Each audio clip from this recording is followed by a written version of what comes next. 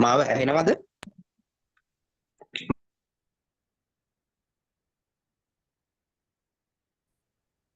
ඇහෙන්නේ නැතුව ගියා.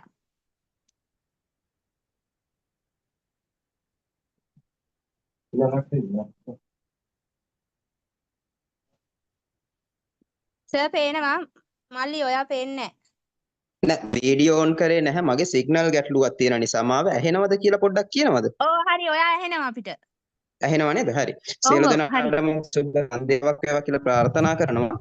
මං මේ ටිකක් එළියේ ඉන්නේ. ඒක නිසා මේ වීඩියෝ ඔන් කරේත් නැහැ. සිග්නල් ගැටලුවක් තියෙනවා. මේ හා නමුත් මේ අපි මේක කරගෙන යන්. මම හිතනවා සියලු දෙනාම දන්නවා අද දවසේ අරමුණ රජයේ ගණකාධිකාරී සේවා සංගමයේ විදියට අපි සූදානම් කරලා තියෙනවා 2025 ගණකාධිකාරී සේවය සඳහා නව බඳවා ගැනීම යටතේ සීමිත සහ විවෘත පදනමෙන් බඳවාගත් අපේ සහෝදර ගණකාධිකාරී සහෝදර පිරිස සඳහා පළාත් පාලන ආයතනවල ව්‍යුහය නීති රීති අදාළ විධිවිධාන පිළිබඳ මේ පිළිබඳ වඩාත් අත්දැකීම් සහිත අත්දැකීම් බහුල දේශකතුමෙක් සහභාගී කරවගෙන මේ පිළිබඳ කෙටි හැඳින්වීමක් කරගන්න මේ වෙනුවෙන් කාලය වෙන් කරගත්තේ අද මේ සඳහා සහභාගී වන්නේ ප්‍රධාන දේශකයාණන් වන්නේ ජාතික විගණන කාර්යාලයේ සහකාර විගණකාධිපති අශෝක ධනපාල මහතා දැනට කොළඹ මහනගර සභාවේ රජයේ විගණන අංශයේ විගණන කටයුතු කරන සහකාර විගණකාධිපතිතුමා මම හිතනවා දැනට වසර 30ක පමණ අත්දැකීම් වකුල වඩාත්ම සුදුසු දේශකයාණන් කෙනෙක් තමයි අද ඔබත් එක්ක එකතු වෙලා සිටින්නේ. මෙතන ඉන්න සීමිත බඳවා ගැනීමේ නිලධාරීන් 50කට අධික සංඛ්‍යාවක් රජයේ විගණන අංශයේ ඉඳලා විගණන අධ්‍යක්ීම් සහිතව සහභාගී වුණ පිරිසක් තමයි ගණකාධිකාරී සේවයට එකතු වුණ පිරිසක් ඉන්නේ. ඕගොල්ලෝ මට වඩා එතුමා පිළිබඳ දන්නවත් ඇති. ඒක නිසා මේ අධ්‍යක්ීම් බෙදාගෙන දැනුම ලබා ගන්න එතුමාගේ කාලය කැප කරලා එතුමාගේ මේ පුජ්‍යලික නිදහස පුජ්‍යලික කාලය මේ වෙනුවෙන් යොදවලා සහෝදර ඔබ වෙනුවෙන් මම හිතනවා එතුමාගේ ළඟ සේවය කරලා එතුමා එක්කලා වැඩ කරපු සහෝදර පිරිසක් නිසා මම හිතනවා එතුමා ඉතාමත් උනන්දුවෙන් මේ සඳහා එකතු වෙන්නේ නැති.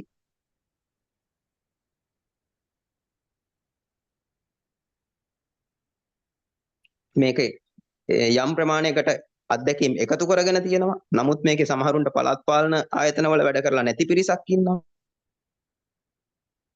එතකොට ඒ අත්දැකීම් ලබා ගන්න තමයි අද මේ දවසේ සූදානම් වෙන්නේ. එම පුජ්‍යලික නිදහස කාලය කැප කරමින් මේ අවස්ථාවට රජයේ ගණකාධිකාරී සේවා සංගමය වෙනුවෙන් මම එතුමාට බෙහෙවින් ස්තුතිවන්ත වෙනවා. අද මේ අපිත් එක්ක සහයෝගයෙන් කටයුතු කිරීමට එකතු වීම පිළිබඳ ඒ වගේම මම එතුමාව මේ වැඩසටහනට ඉතාමත් ආදරයෙන් ගෞරවයෙන් පිළිගනු ලබනවා. ඒ වගේම මේ සඳහා දැනට අපේ සහෝදර නිලධාරීන් නවක නිලධාරීන් 87ක් පමණ සහභාගී වෙලා ඉන්නවා. ඒගොල්ලොත් මේකට සඳහා ඉතාමත් ආදරයෙන් පිළිගනු ලබනවා. මම හිතනවා මේ වැඩසටහන ඉස්සරහට එතුමාගේ අත්දැකීම් එක්කලා ඉස්සරහට කරගෙන යන්න එතුමාට මම ආරාධනා කරමින් තවත් පොඩි මතක් කිරීමක් කරනවා. ඇත්තටම මේ වෙනුවෙන් කැප වුණා ඕගොල්ලන්ගේ බැජ් එකේ දසුනි. ඒ සහෝදරිය තමයි මේකට විශාල වෙහෙසක් දැරුවේ මේ අවස්ථාව සඳහා. ඉදිරියටත් අපි ඕගොල්ලන්ට මේ වගේ වැඩසටහන් සූදානම් කරනවා. මේ වැඩසටහන කරගෙන යන්න මම එතුමාට ආරාධනා කරමින් මම නිහඬ වෙනවා. දසුනි මේක ඉස්සරහට ඔයා සහභාගී වෙලා මේ කන්ටිනියු කරගෙන යන්න. මොකද මට ලොග් අවුට් වෙන්න වෙනවා. ඔයාට ඇහෙනව නේද? ඔව් ඔව් හරි මල්ලි මං කරන්න. හරි. හරි ඔයාට සර් අපි පටන් ගමු නේද?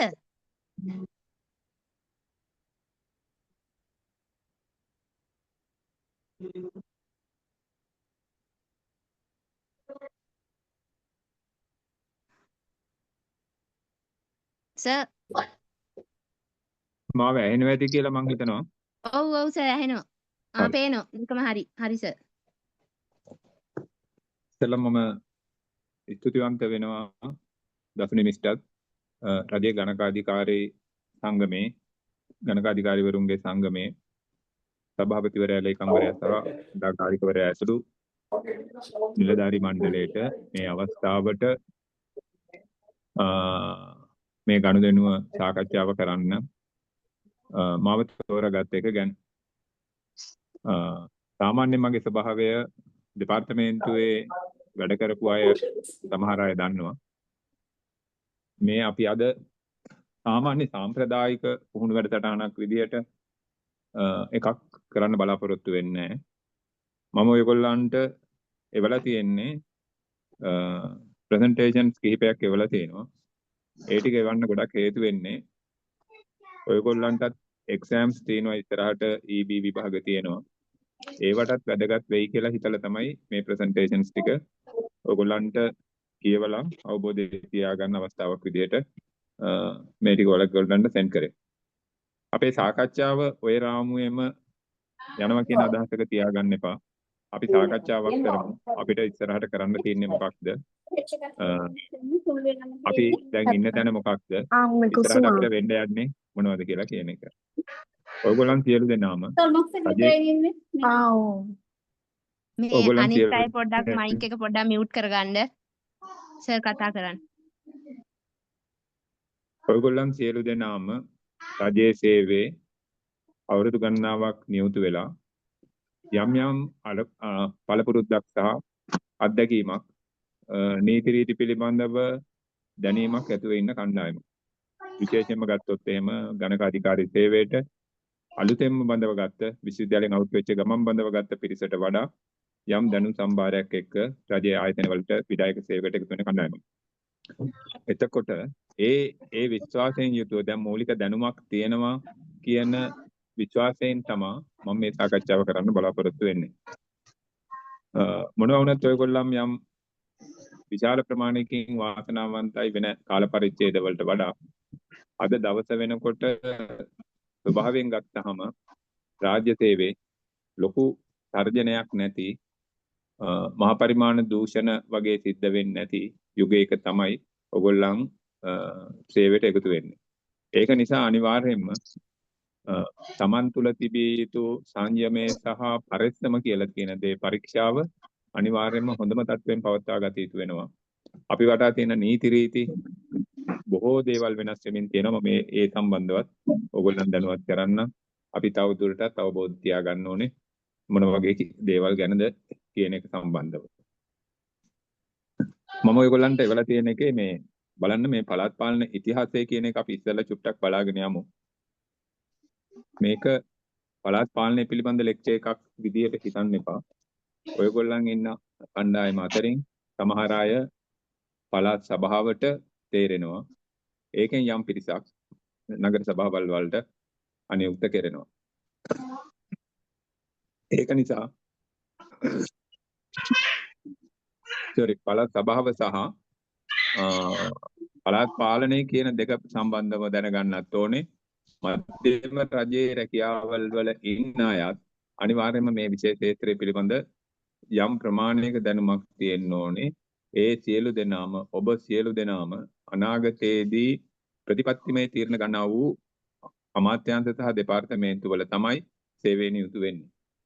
කණ්ඩායමක් මේ බිමේ සේවය කරනවා. ඒ කියන්නේ පළාත් පාලන ආයතනවල, තව කණ්ඩායමක් පළාත් සභාවල් වල, තව කණ්ඩායමක් ප්‍රතිපත්තිමය තීරණ ගන්න ප්‍රධාන අමාත්‍යාංශවල සහ භාණ්ඩාගාරය වගේ ආයතනවල. ඒක නිසා හැමෝම පළාත් පාලනය මොකක්ද, පළාත් සභාව කියන්නේ මොකක්ද කියන එක සම්බන්ධව අවබෝධයක් තිබිය යුතුමයි.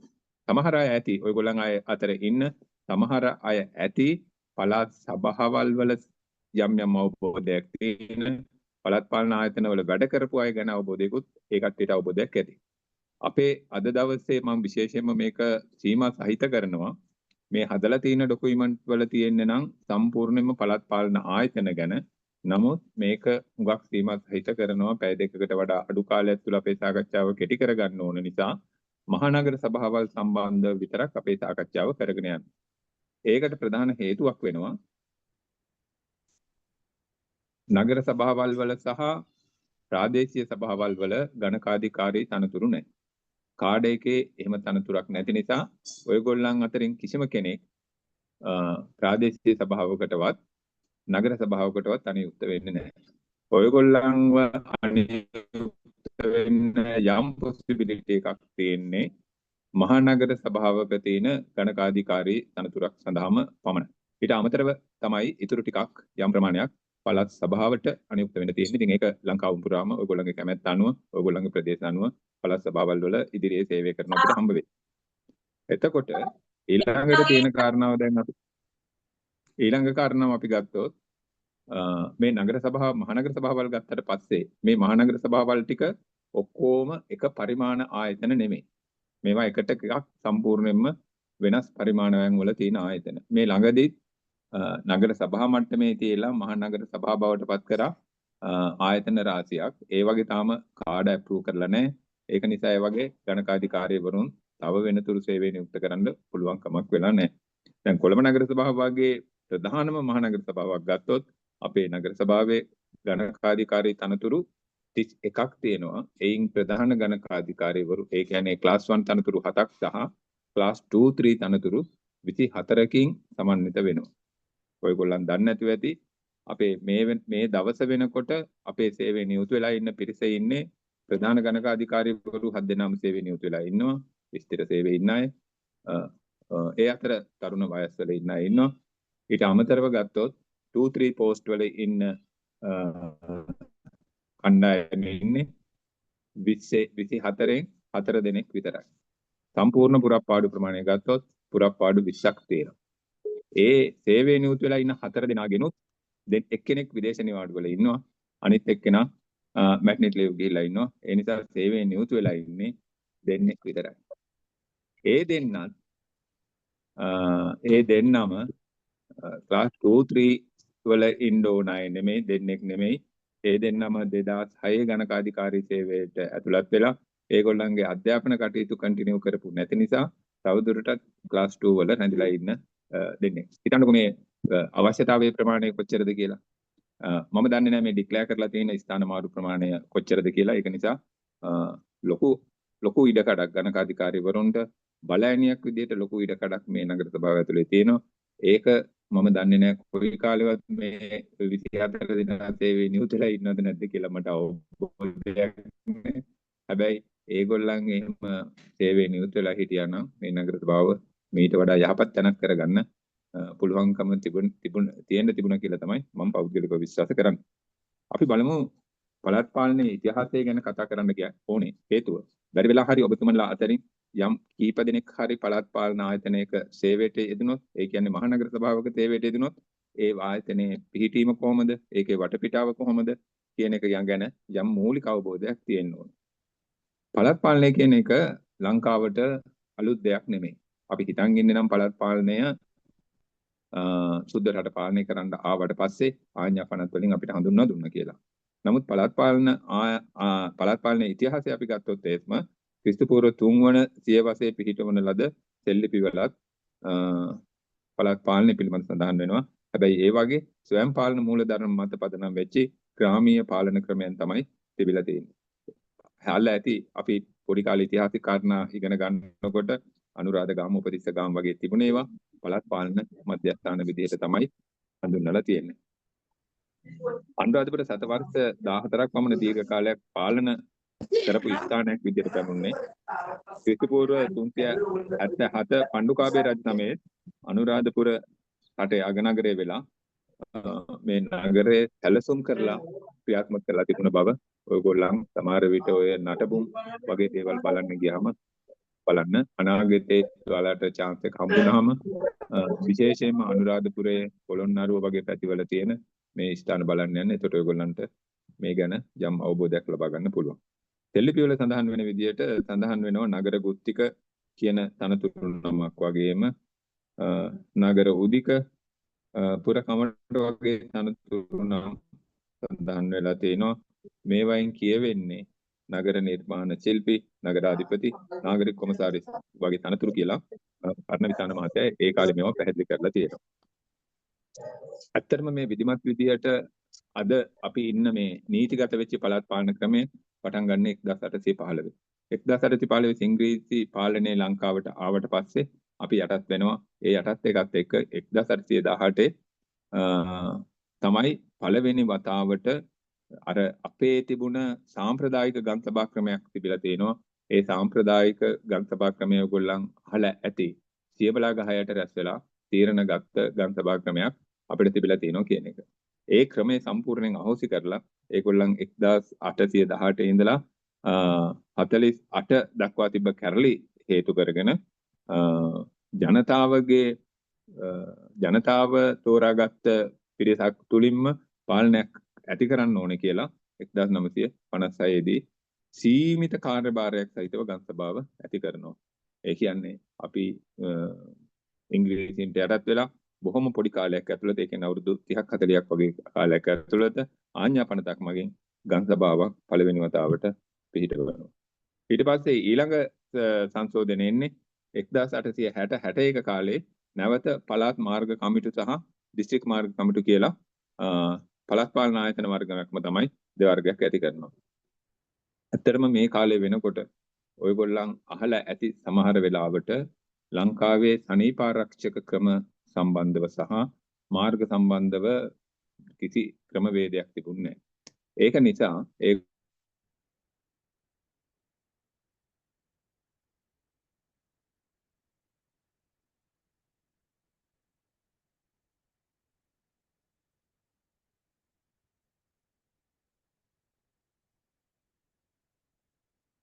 ඕනුනා වෙළඳ ද්‍රව්‍ය හැමයාගෙන යා ගැනීම සඳහා මාර්ග ක්‍රමයේ සහ සනීපාරක්ෂක ක්‍රමය ස්ථාපිත කරගන්න. සමහර විට ඔයගොල්ලන් මුල් කාලේ පිට පළාත් වලින් මේ පැත්තේ කොළරාව පැතිරිලා ගියා බරපතල විදිහට. මෙන්න මේ තත්ත්වයන් එක මේගොල්ලන්ට කොළඹ නගර සභාව පිහිටුවීම, කොළඹ නගර සභාව යටතේ ජන සෞඛ්‍ය දෙපාර්තමේන්තුව කියලා දෙපාර්තමේන්තුවක් ඇති කිරීම, ඒ විතරක් නෙමෙයි මේ කොළරාව සංගතයට මුහුණ දීම සඳහා කොළඹ නගරේ පුරාම පොළව යටින් ගමන් කරන මල නාලිකා පද්ධතියක් සහ පම්පින් ස්ටේෂන් පද්ධතියක් හදලා සියලු මල අපද්‍රව්‍ය මුහුදට පම්ප් කරන සිස්ටම් එකක් මේ කාලය තුල හදන්න මේ ඉංග්‍රීසි ජාතිකයෝ කටයුතු කරනවා. 1865 තමයි අංක 17 දරන මහනගර සභා ආඥා පනත තමයි පනතක් විදිහට මුල් වතාවට මෙන්නේ. ඒ කාලේ රොබින්සන් ආණ්ඩුකාරවරයා තමයි ලංකාව පාලනය කරන්නේ. එයාගේ කාලේ ස්ථාපිත කරනවා කොළඹ මහනගර සභාව. ඔයාලට මේකේ තියෙන රූප බලන්න පුළුවන්. මේ දවස්වල හොඳ තත්වයේ තියෙන මේ පැරණි ගොඩනැගිල්ලේ ඒ කාලේ මුල්ම සභාව රැස් වෙච්ච සභා කාමරය සුරක්ෂිතව මේ විදිහට තියෙනවා. මේ වගේ කණ්ඩායමක් තමයි මුල්ම අපේ කොළඹ පිහිටවපු මහනගර සභාවේ ලංකාවේ පළවෙනි මහනගර සභාවේ රැස්වීම මේ වගේ මේසයක රැස් වෙලා තියෙන්නේ. මේ මේසයක් මේ තිබුණ විදිහත් අද වෙනතුරුත් සුරැකිව තියෙනවා. ඊළඟ එක බලන්න මේ ගොඩනැගිල්ල 1865ට ආසන්න කාලේ තමයි ඉදි කරලා තියෙන්නේ. අද වෙනකොට මේ ගොඩනැගිල්ලේ වටිනාකම මේ නගර වැසියන්ට සහ නගර සභාවේ සේවය කරන නගර සභිකයින්ට නිලධාරීන්ට මේක තේරුම් ගන්න හොඳ සංචාරක මධ්‍යස්ථානයක් විදිහට පාවිච්චි කරන්න පුළුවන්. ලස්සන නිර්මාණ තියෙන ලස්සන ඉදිකිරීම. මේක විනාශ වෙමින් තියෙනවා. හොඳ පිටරටින් ආනයනය කරපු දැව් වලින් හදලා තියෙන එකක්. අද මේ වගේ කුළු බඩු ගබඩා කරන්න මේක පාවිච්චි කරමින් තියෙනවා. අපි ඉතින් කණ්ඩායමක් විදිහට මේක පෙන්නලා දීලා මේක යථා තත්ත්වයට පෙන්නලා මීට වඩා යහපත් දෙයක් සඳහා ප්‍රයෝජනට ගන්න අපේ පැත්තෙන් කටයුතු කරමින් තියෙනවා. ඊට පස්සේ ওই 1865න් පස්සේ නැවතත් සංශෝධනයක් ගේනවා 1971 ගම්කාර්ය ආඥා පනත කියලා පනතක් ගෙනල්ලා පළාත් පාලන ක්‍රමයේ විධිමත් කරනවා. 1892 සනීපාරක්ෂක බල මණ්ඩල ආඥා පනත ගෙනල්ලා මේ කුඩා නගර ආශ්‍රිතව සනීපාරක්ෂක ක්‍රම ස්ථාපිත කරන්න දන්නවා. අහලා ඇති ඔය කාලවල වල බරපතල විදියට ලංකාවේ කොළරාව පැතිරලා තියෙනවා. ඔය සනීපාරක්ෂක කටයුතු ගැන කියනකොට අපි වැඩිපුරම කතා වෙනවා ඉන්දියාවේ සනීපාරක්ෂක කටයුතු සම්බන්ධව. ඔය දඹදිව වන්දනාව යන කට්ටියක් දන්නවා. තාමත් ඒ පැත්ත විධිමත් වෙලා නැති වුණාට ලංකාවේ මේ concept එකත් එක්ක බොහෝ දුරට මේ කටයුතු විධිමත් වුණා. ඒක නිසා තමයි ලංකාවේ මිනිස්සු අද වෙනකොටත් යම් කිසි පිළිවෙලකට ජීවත් වෙන්න උත්සාහ කරන්නේ. 1998 ප්‍රාදේශීය බල මණ්ඩලය ගේනවා. මේක local boards කියලා කියන්නේ. මේකත් ප්‍රධානම පළාත් පාලන ආයතන වර්ගයක් මේ අර්ථයේ පේනවා. 1900 නුවරඑළිය සංවර්ධන මණ්ඩලය කියලා නුවරඑළිය පළාත් පාලන ආයතන පිහිට වෙනවා. ඔයගොල්ලන්ට තේරෙනවා කොළඹ පිහිටෙව්වෙන් පස්සේ ඊළඟට ඒගොල්ලන්ට වැදගත් වෙලා තියෙන්නේ නුවරඑළිය පළාත් පාලන ආයතනයේ නුවරඑළිය නිසා මේ පළාත් පාලන බල මණ්ඩලය පිහිට වෙනවා. ඊළඟට 1916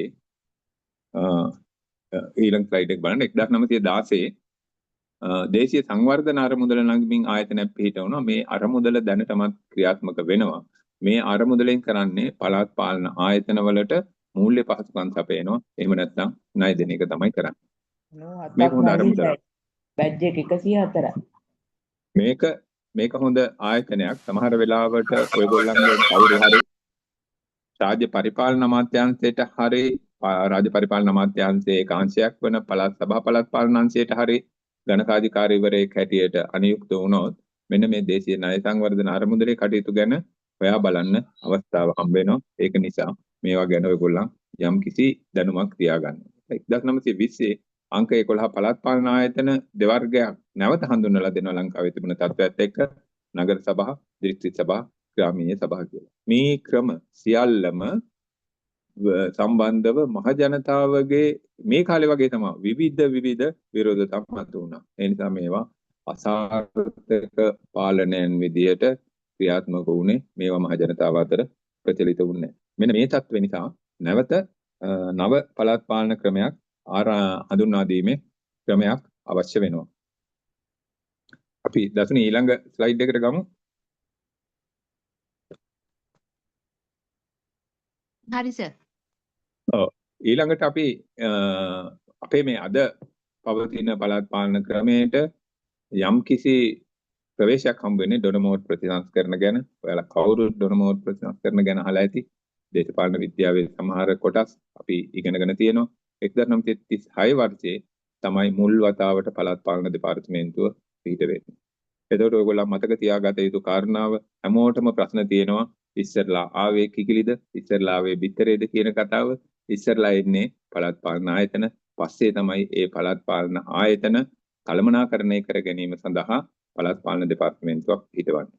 ඒ පිහිටවපු පළාත් පාලන දෙපාර්තමේන්තුව පසු කාලයේ වෙනකොට 1970 ගණන් විතර වෙනකොට ලංකාවේ තිබ්බ දැවැන්ත දෙපාර්තමේන්තුවක් බවට පත් වෙනවා.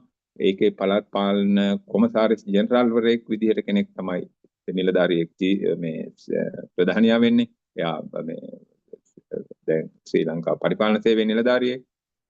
මේ පිහිටවන එකේ ජ්‍යෙෂ්ඨ සිවිල් නිලධාරියෙක් ඉංග්‍රීසි ජාතිකයෙක් E.H. නිවුන්හැම් කියන මහත්මයා මේකේ පළවෙනි ලංකාවේ පළවෙනි පළාත් පාලන කොමසාරිස්වරයා විදිහට වැඩ කරලා තියෙන්නේ. මේවට ලේඛනගත සම්පූර්ණ තොරතුරු තියෙනවා.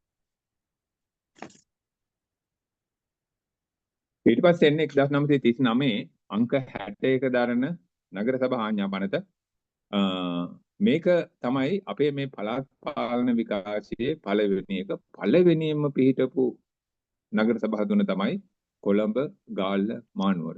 ප්‍රධාන මේක කොළඹ, ඊට පස්සේ මහනුවර, ඊළඟට ගාල්ල. අද වුණත් ඔයගොල්ලන් පළාත් පාලන මහනගර සභාවල විධිමත් පරණ ක්‍රම පිළිබඳව, සිස්ටම් එක පිළිබඳව අවබෝධ කරගන්න ඕන නම් යන්න ඕනේ ආයතන තමයි මෙන්න මේ කොළඹ, ගාල්ල, මහනුවර කියන පළාත් පාලන ආයතන තුන. ඊට පස්සේ තමයි මේ ඊළඟට එන්නේ මහනගර සභා ආඥා පනත 1947.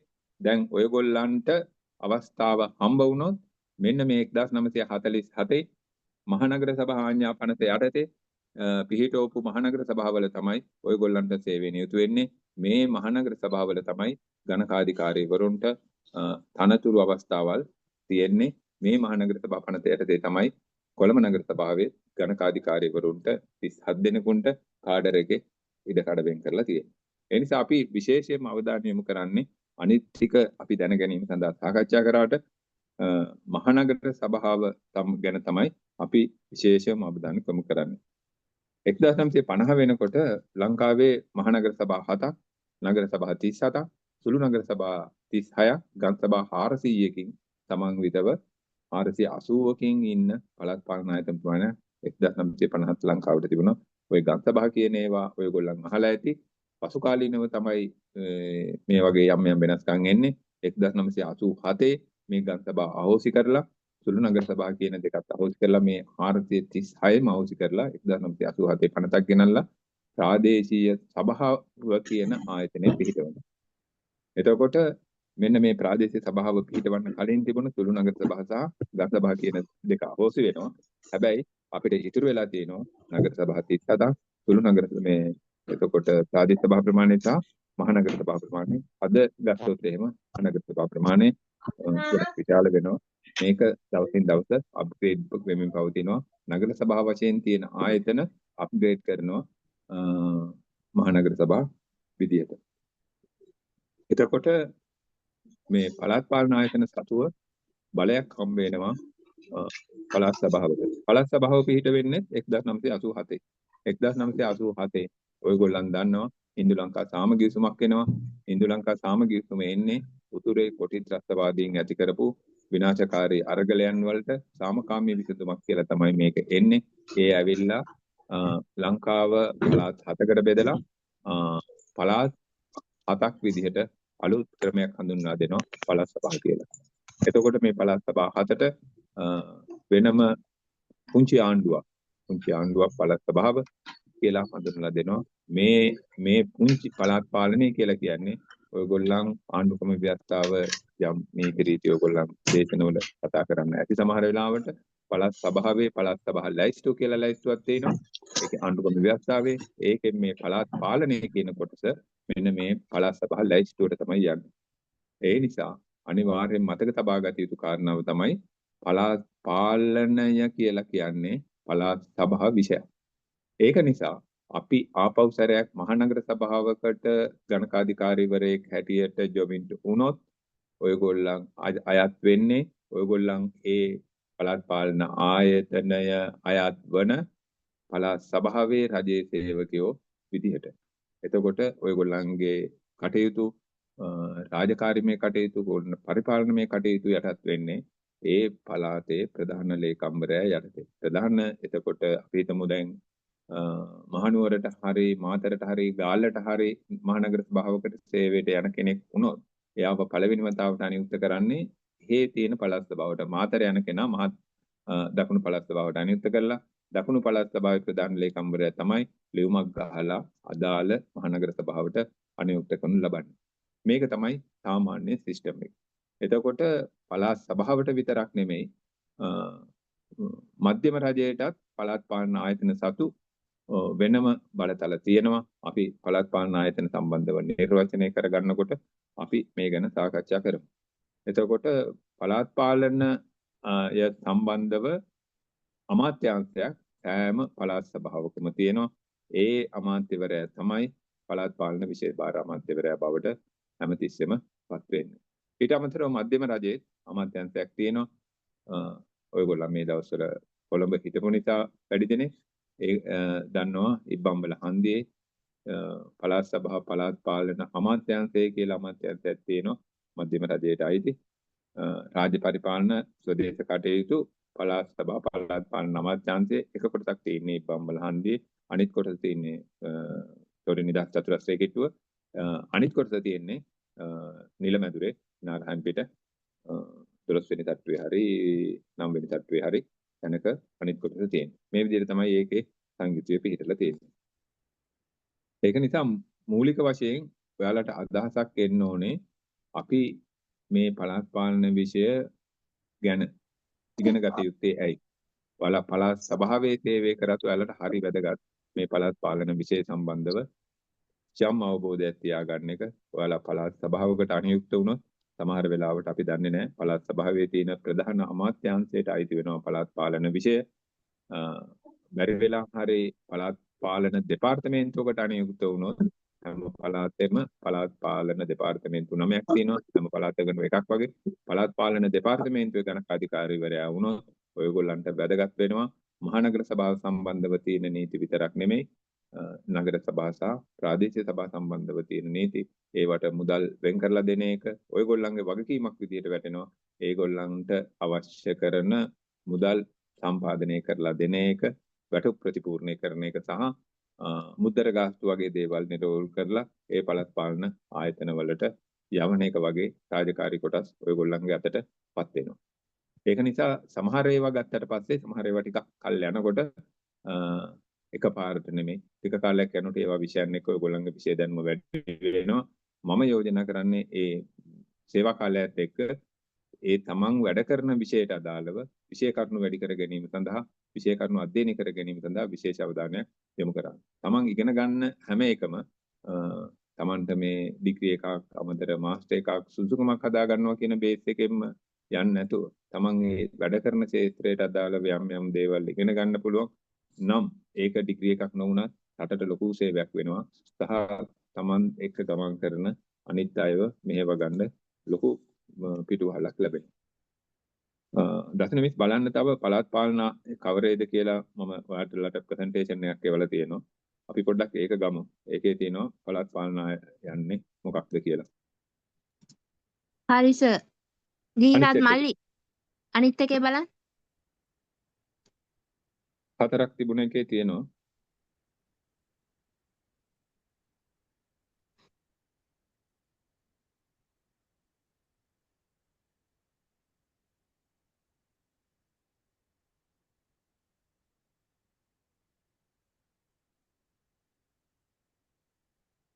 මල්ලි අනිත් සෙට් එකේ ඇත්තේ.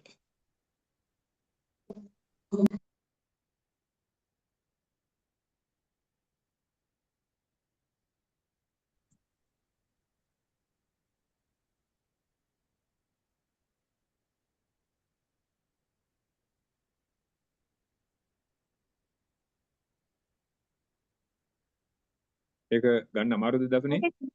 අර මල්ලි කෙනෙක් කරන්නේ සර් ඒක ෂෙයා කරනකන් සර් කරමු කමන්නේ. ඔව්. අපි දැන් මෙච්චර වෙලා සාකච්ඡා කරපු කාරණාවල ඔයගොල්ලන්ට අපහැදිලි වෙච්ච තැනක් එහෙම නැත්නම් තවදුරටත් කතා කරන්න ඕන වගේ අදහසක් තියෙන කොටසක් ගැන අදහසක් තියෙනවද?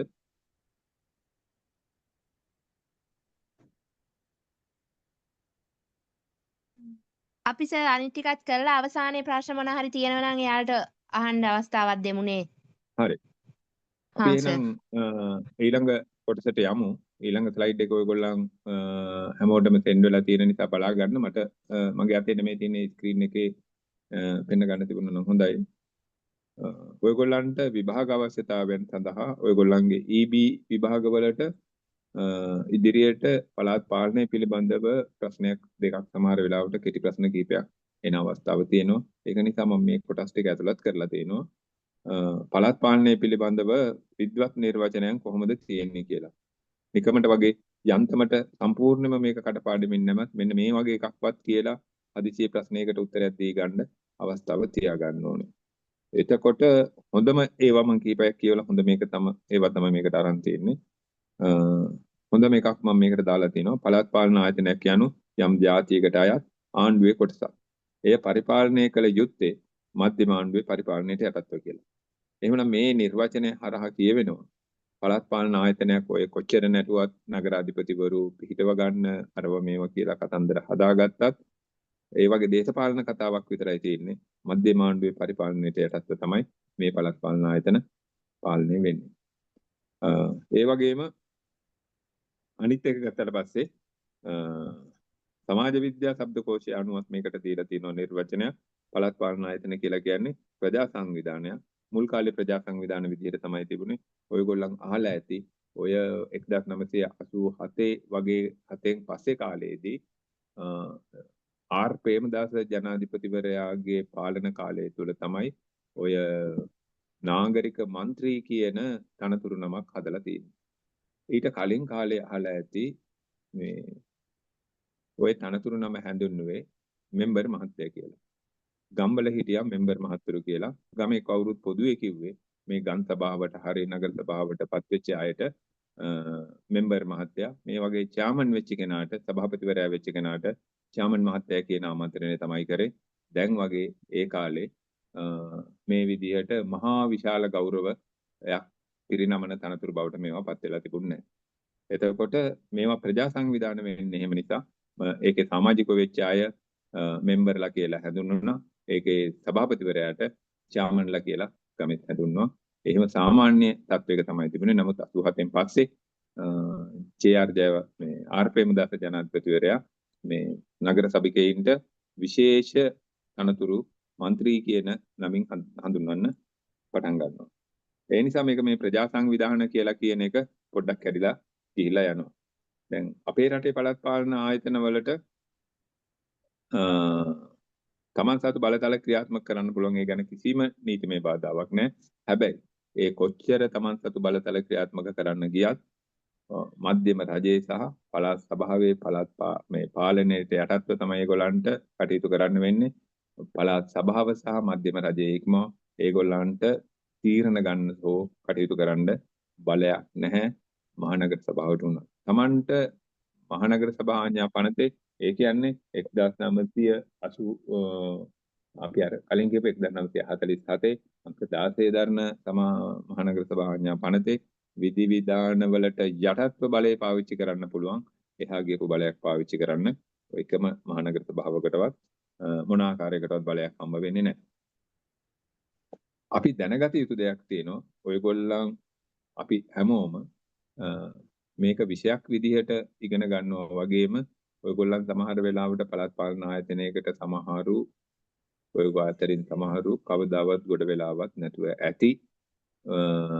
මොන හරි වමනාවක් තිබුණනම් ඒක දෙමව්පියෝ හරි වෙන සහෝදරයෝ හරි මැරි කරලා ඉන්න අය හස්බන්ඩ්ලා කවුරු හරි ගිහිල්ලා ඒ වැඩ කරලා දීලා ඇති. පළාත් පාලන ආයතනයකට ගොඩ වෙලා නැහැ. අපිට නිතර යන්න වමනා වෙන තැනක් නෙවෙයි. ප්‍රාදේශීය ලේකම් කාර්යාලයේ වගේවත් අපිට ගොඩක් වෙලාවට සමීප නැහැ කියලා තමයි අපි හිතන්නේ. නමුත් ඇත්තටම නීතියේ සඳහන් වෙන ආකාරයටම දරුවෙක් කුසට ආපු දවසේ ඉඳලා ඒ දරුවා ලොකු මහත් වෙලා අවසාන වශයෙන් මිය පරලොව ගිහිල්ලා ආදාහන කටයුතු කරන තැනට දක්වාම සියලුම කටයුතු කරන්නේ ඒවා කොයි වගේ කටයුතුද කියනවනම් මහජන උපයෝගී සේවා පවත්වා ගැනීම, නිරෝගීමත් සෞඛ්‍ය සම්පන්නව ජීවත් වෙන එක, සතුටින් ජීවත් වීමට අවශ්‍ය සියලුම යටිතල පහසුකම් සපයන එක පළාත් පාලන ආයතනයක වගකීමක්. ඊට අමතරව මාතෘ උසායන, මාතෘ නිවාස, බෙහෙත් ශාලා, මං මාවත්, මහජනාධාර ඒ වගේම දුප්පත්කම නැති කරන එක, ක්‍රීඩාංගන, වැඩිහිටි නිවාස, ළමා නිවාස ආදී පවත්වාගෙන යන එක වගේම සුසාන භූමිය ආදාහනගාර දක්වා මහ ජනතාවගේ සුඛ විහරණයට අවශ්‍ය සියලුම කටයුතු පවත්වාගෙන යන්න වෙන්නේ යා යුත්තේ මේ පළාත් පාලන ආයතන. හැබැයි මේ වගේ න්‍යාය මේ නීතිය හැටියට මේවා සඳහන් වෙලා තිබුණාට දැන් කොළඹ මහනගර සභාව වගේ ගත්තොත් එහෙම ලොකු ආයතනයක්. මේ ආයතනයේට ලොකු ආදායමක් තියෙනවා. ඒ ආදායම නිසා මේගොල්ලන් මේ අපි උඩින් කියපු හැම සේවාවක්ම පවත්වාගෙන යනවා. කොළඹ නානක සභාව යටතේ වැඩිහිටි නිවාස තියෙනවා. කොළඹ මහනගර සභාව යටතේ මධ්‍යම රජයෙන් ආධාර ගන්න නැතුව පවත්වාගෙන යන ළමා නිවාස පවත්වාගෙන යනවා. එහෙම ගත්තට පස්සේ මහ ජනාධාර වෙනම පවත්වාගෙන යනවා. ඒ වගේ හැම මහනගර සභාවක්ම පවත්වාගෙන යා යුතුයි.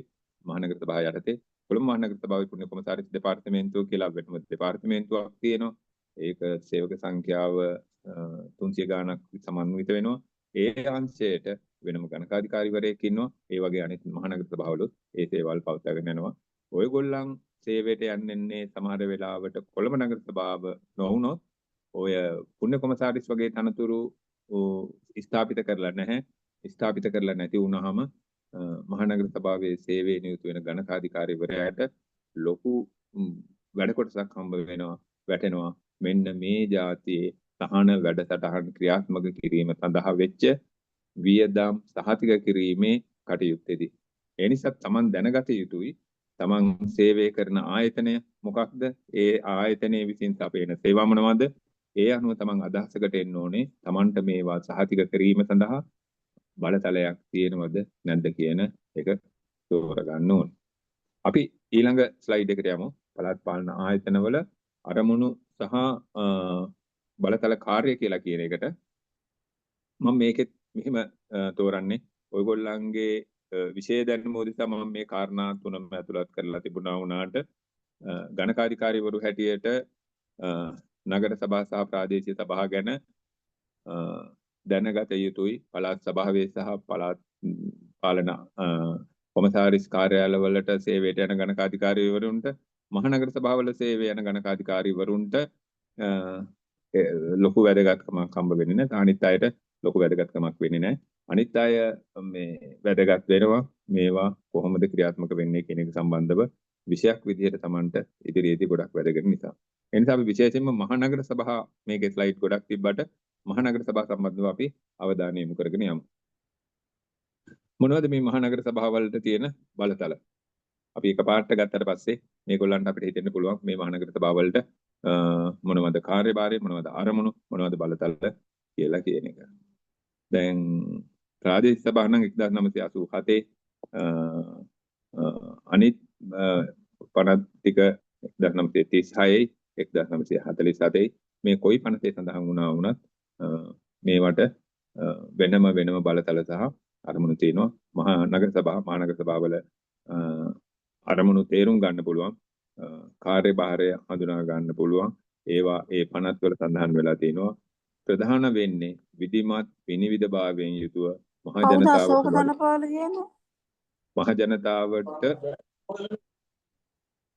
මහ ජනතාවට වගවන ආකාරයෙන් ඒ කටයුතු ඉටු කරන එක.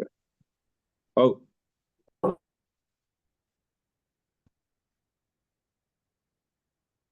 පළාත් පාලන ආයතනවල කාර්යභාරය පැත්තට ගත්තට පස්සේ මේ පළාත් පාලන ආයතනවල කාර්යභාරය හැම පනතම පැහැදිලි කරලා තිනවා. ඔයගොල්ලන් සේවයට යන්න වෙන්නේ මහනගර සභාවල සමහර අයට යන්න වෙන නිසා මහනගර සභාවල කාර්යභාරය ඉතා පැහැදිලිවම මහනගර සභා ආඥා පනතේ 4 වෙනි වගන්තියේ සඳහන් වෙනවා.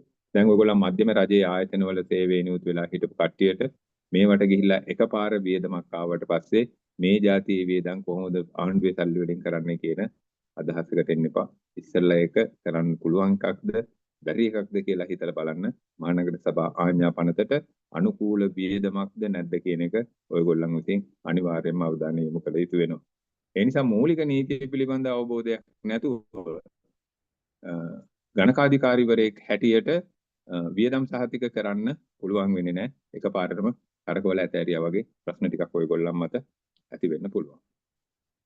ඒක නිසා ඒ ගැන හුඟක් ප්‍රවේශම් වෙන්න ඕනේ. විශේෂයෙන්ම විගණකව හැටියට අපිට වැඩි බලතලයක් පළාත් පාලන ආයතන සම්බන්ධව තියෙනවා. රජයේ සේවයේ හිටපු අයට නැති ප්‍රශ්න ප්‍රමාණයක් ඇති වෙනවා මේ මහනගර සභාවල වියදම් සම්බන්ධව ඇති වෙන ප්‍රශ්නවලදී. අපි ඊළඟ කොටසට යමු. ඒකෙම පළාත් පාලන ආයතනයක් සතු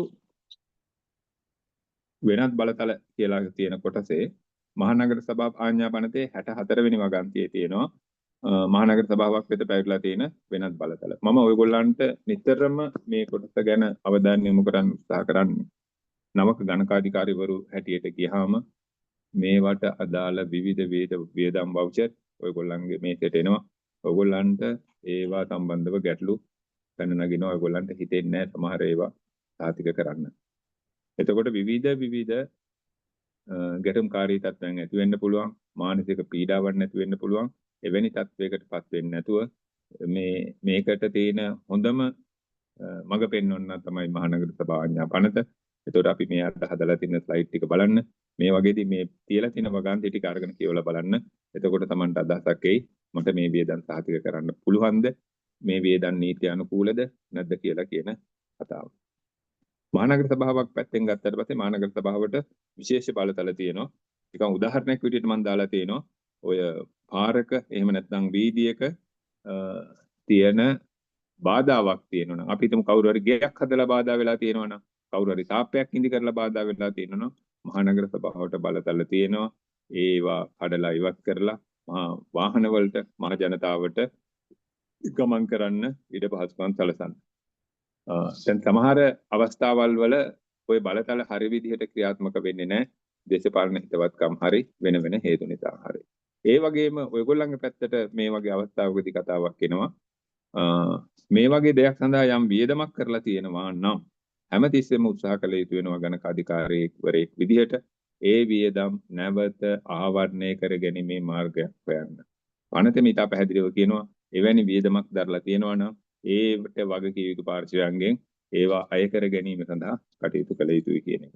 එතකොට ඔයගොල්ලන් මහනගර සභාවක බැරි වෙලා හරි සේවයේ නියුතු වෙලා හිටියානම් මේ සම්බන්ධව යම් වියදමක් කියා කියලා ඔයගොල්ලන්ට සංඛ්‍යා ලේඛනත් එක්ක තොරතුරක් තියෙනවා නම් ඔයගොල්ලන් ඒවා අදාළ අංශවලට යොමු කරන්න ඕනේ මේ වියදම අය කරගන්න කටයුතු කරන්න කියලා. ඔයගොල්ලන් මෙහෙම හිතන්න එපා කොයි වෙලාවකවත්. ඔයගොල්ලන්ගේ රාජකාරියේ සම්පූර්ණ කොටසක් බවට පත් වෙන්නේ නැහැ. ඒ වියදම ආවරණය කරගෙන ඒ මුදල ආවරණය කරගෙන ගෙනල්ලා මහනගර සභා අරමුදලට ඩිපොසිට් කරන එක ඔයගොල්ලන්ගේ සම්පූර්ණ රාජකාරිය බවට පත් වෙන්නේ. ඔයගොල්ලන්ගේ රාජකාරිය බවට පත් කරන්නේ මෙහෙම වියදමක් ගිහිලා තියෙනවා. මේ වියදම ආවරණය කර ගැනීම සඳහා කටයුතු කරන්න කියන ඉල්ලීමක් ලිඛිත ඉල්ලීමක් කරලා තියෙන එක ඔයගොල්ලන්ගේ සැප පහසුව සඳහා ඉදිරි කාලයන් වලදී හේතු වෙනවා. ඒ වගේම තමයි මේ අපි හිතන් ඉන්නවට වඩා තත්ත්වය වෙනස් වෙනවා. මේ පළාත් පාලන ආයතන සම්බන්ධව අමාත්‍යවරයෙක් සතුවත් බලතල තියෙනවා. අපි හිතන්නේ පළාත් සභාවේ ඉන්න අමාත්‍යවරයා සහ මධ්‍යම රජයේ ඉන්න අමාත්‍යවරයා යටතේ මේ පළාත් පාලන ආයතන සම්බන්ධව බලතල තියෙනවා. ඒ වගේ අරමුදල් සම්බන්ධව බලතල තියෙනවා. පළාත් පාලන ආයතන සම්බන්ධයෙන් අමාත්‍යවරයාට තියෙන බලතල වෙන්නේ විශේෂ භාර අමාත්‍යවරයා මධ්‍යම රජයේ රේකී අමාත්‍යවරයා යන නිරවුල් කරගන්න ඕනේ. ඇත්තටම විශේෂ භාර අමාත්‍යවරයා වෙන්නේ පළාත් සභාවේ අමාත්‍යවරයා. එතනම මේ කාලේ දැන් විශාල කාලයක් තිස්සේ ඔයගොල්ලන් දන්නවා පළාත් සභා රැස් කරලා පළාත් සභා පිටවල නැහැ. පළාත් සභා ඡන්දේ තියලා නැහැ. ඒ නිසා මේ වගකීම පැවරලා තියෙනවා පළාත් ආණ්ඩුකාරවරුන් වෙත. ඒ නිසා පළාත් සභාවේ අමාත්‍යවරයා සතු පළාත් පාලන ආයතන සම්බන්ධව තියෙන බලතල කවුරු අතේද මේ වෙලාවේ තියෙන්නේ පළාත් ආණ්ඩුකාරවරුන් අතරේ. ඒ නිසා පළාත් ආණ්ඩුකාරවරු ඇමතිවරයා විදියට කටයුතු කරනවා මේ රැස් වෙන පළාත් පාලන ආයතනවල. පළාත් පාලන ආයතනවල ඒ බලතලයට අමතරව මධ්‍යම රජයේ පැත්තෙන් බලතල යම් ප්‍රමාණයක් තියෙනවා. පළාත් සභාවටවත් පළාත් පාලන ආයතන වලටවත් විදේශීය ගනුදෙනු කරන්න, විදේශ ණය ගන්න, විදේශයන්ත් එක්ක කෝල් එකක් දෙන්නවත් එවැනි වියදමක් දරන්නවත් බලතලයක් නැහැ. ඒ නිසා ඔබතුමන්ලා සේවයේ නිරත වෙනකොට හොඳට වගකීමක් හැටියට තියාගන්න. සමහර වෙලාවට ওই පළාත් සභාවල් වල සේවයේ නියුතු වෙන മന്ത്രിවරු විවිධ පාර්ශ්වයන් විදේශ වලින් එන ආධාර සම්බන්ධ උනන්දුවක් දක්වනවා. විශේෂයෙන්ම විදේශීය NGOs වලින් එන ආධාර සම්බන්ධව ඒගොල්ලන් ඒවා ගන්න උත්සාහ කරනවා. එවැනි බලයක් ඔබතුමන්ලට හම්බ වෙන්නේ නැහැ. ඔබතුමන්ලා ගණකාධිකාරීවරු හැටියට ඒ විෂය පිළිබඳ විශේෂ අවබෝධයක් තියලා ඔයගොල්ලන්ගේ අදහස් ඉදිරිපත් කරන්න ඕනේ. මේ බලතල අපිට නැහැ. මේක එන්න ඕනේ මධ්‍යම රජයෙන් පළාත් සභාවට ඇවිල්ලා පළාත් සභාවෙන් ඔයගොල්ලන් සේවයේ නියුතු වෙන පළාත් පාලන ආයතනෙට ඇවිල්ලා තමයි මේක වෙන්නේ. මට මතකයි මම පහුගිය කාලේ ව්‍යාපෘති විගණනයේ තමයි මගේ වැඩි සේවා කාලයක් යොදවලා තියෙන්නේ. ඒ කාලේදී පළාත් පාලන ආයතන වලට ක්‍රියාත්මක වෙච්ච ව්‍යාපෘති වලදී යාපනයේ මහනගර සභාවට විදේශීය රාජ්‍යයකින් යම් ආධාර මුදලක් ඇවිල්ලා ඒගොල්ලන් ගිණුම් ගත කරලා තිබුණා. අවසාන වශයෙන් ඒක මට එනකන් ආවා ඒ ප්‍රශ්නේ නිර්වෙද්ද කියන එක සම්බන්ධව ආණ්ඩුක්‍රම ව්‍යවස්ථාවෙන් තහනම් කරලා තිනවා පළාත් පාලන ආයතන වලට සහ පළාත් සභාවට විදේශීය ගනුදෙනු. එතකොට ඒ ගණකාධිකාරීවරු ඒවට වැඩිකාරයෝ වුණා. ඒගොල්ලන්ට විරුද්ධව විනය ක්‍රියාමාර්ග ගන්න වුණා. ඒක මතක තියාගන්න. ඒ නිසා විදේශීය ගනුදෙනු වගේ දේවල් ඔයගොල්ලන්ට කරන්න යන්න එපා. පළාත් සභාවක හරි පළාත් පාලන ආයතනයක හරි සේවයේ නියුතු වෙනකොට. ඒක ස්මාර්ට් කරගන්න පුළුවන්. තනි තීරණයක් ගන්න විතරයි බැරි. ඒකයි මේකෙන් අදහස් කරන්නේ. ගනුදෙනුවක් කරන්න බෑ කියලා කියන අදහස නෙමෙයි.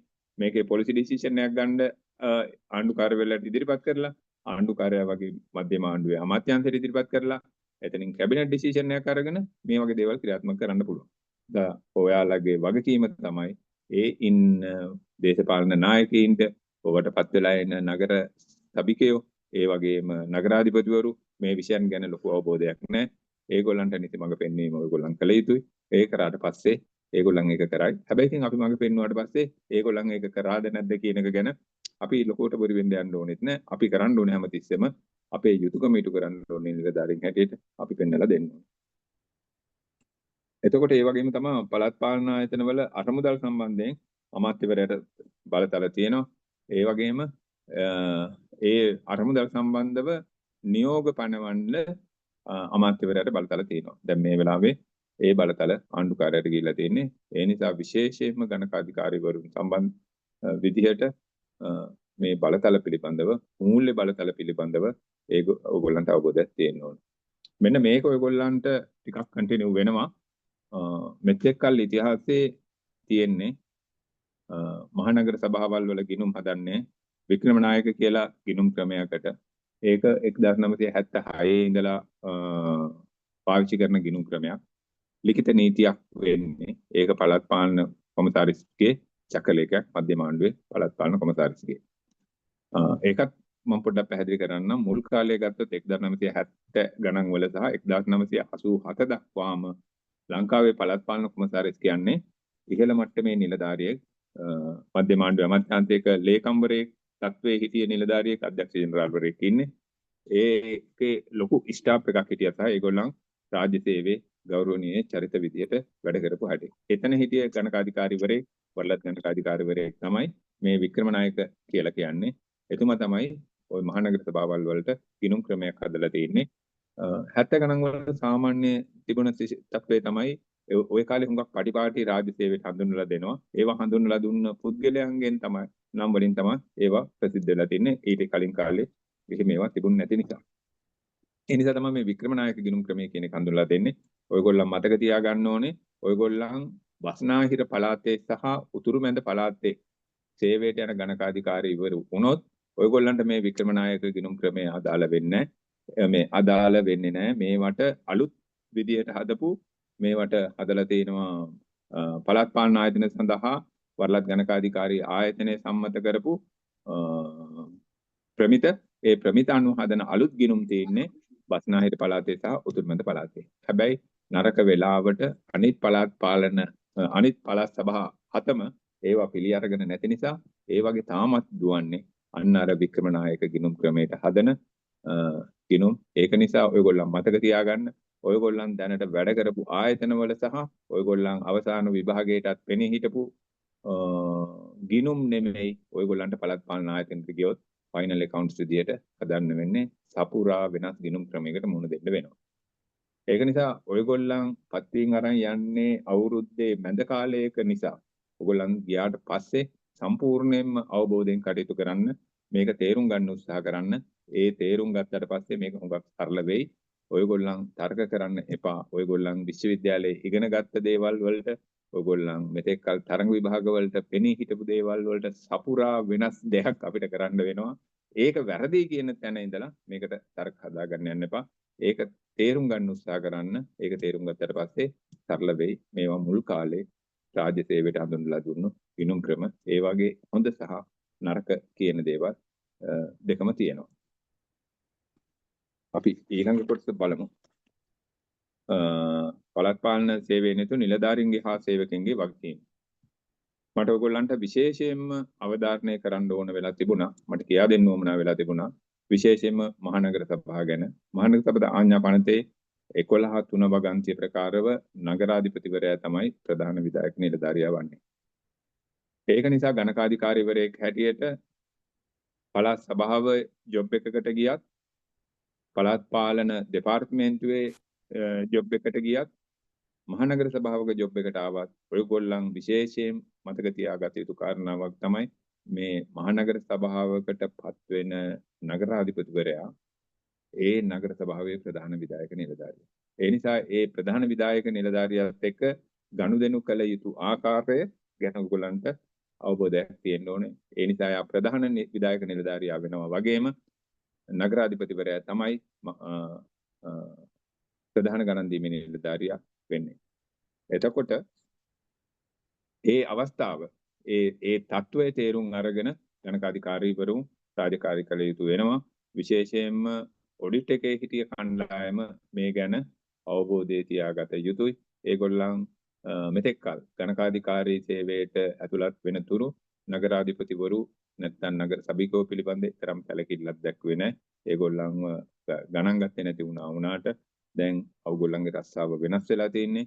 ඔයගොල්ලන් ඒ ආයතනවල යම් කාලයකට හරි වැඩ කරන්න යන්නද වුණොත් නගරාධිපතිවරයා ප්‍රධාන විධායක නිලධාරියා කියන තැන ඉඳගෙන තමන්ගේ රාජකාරී කටයුතු කරන්න ඕන.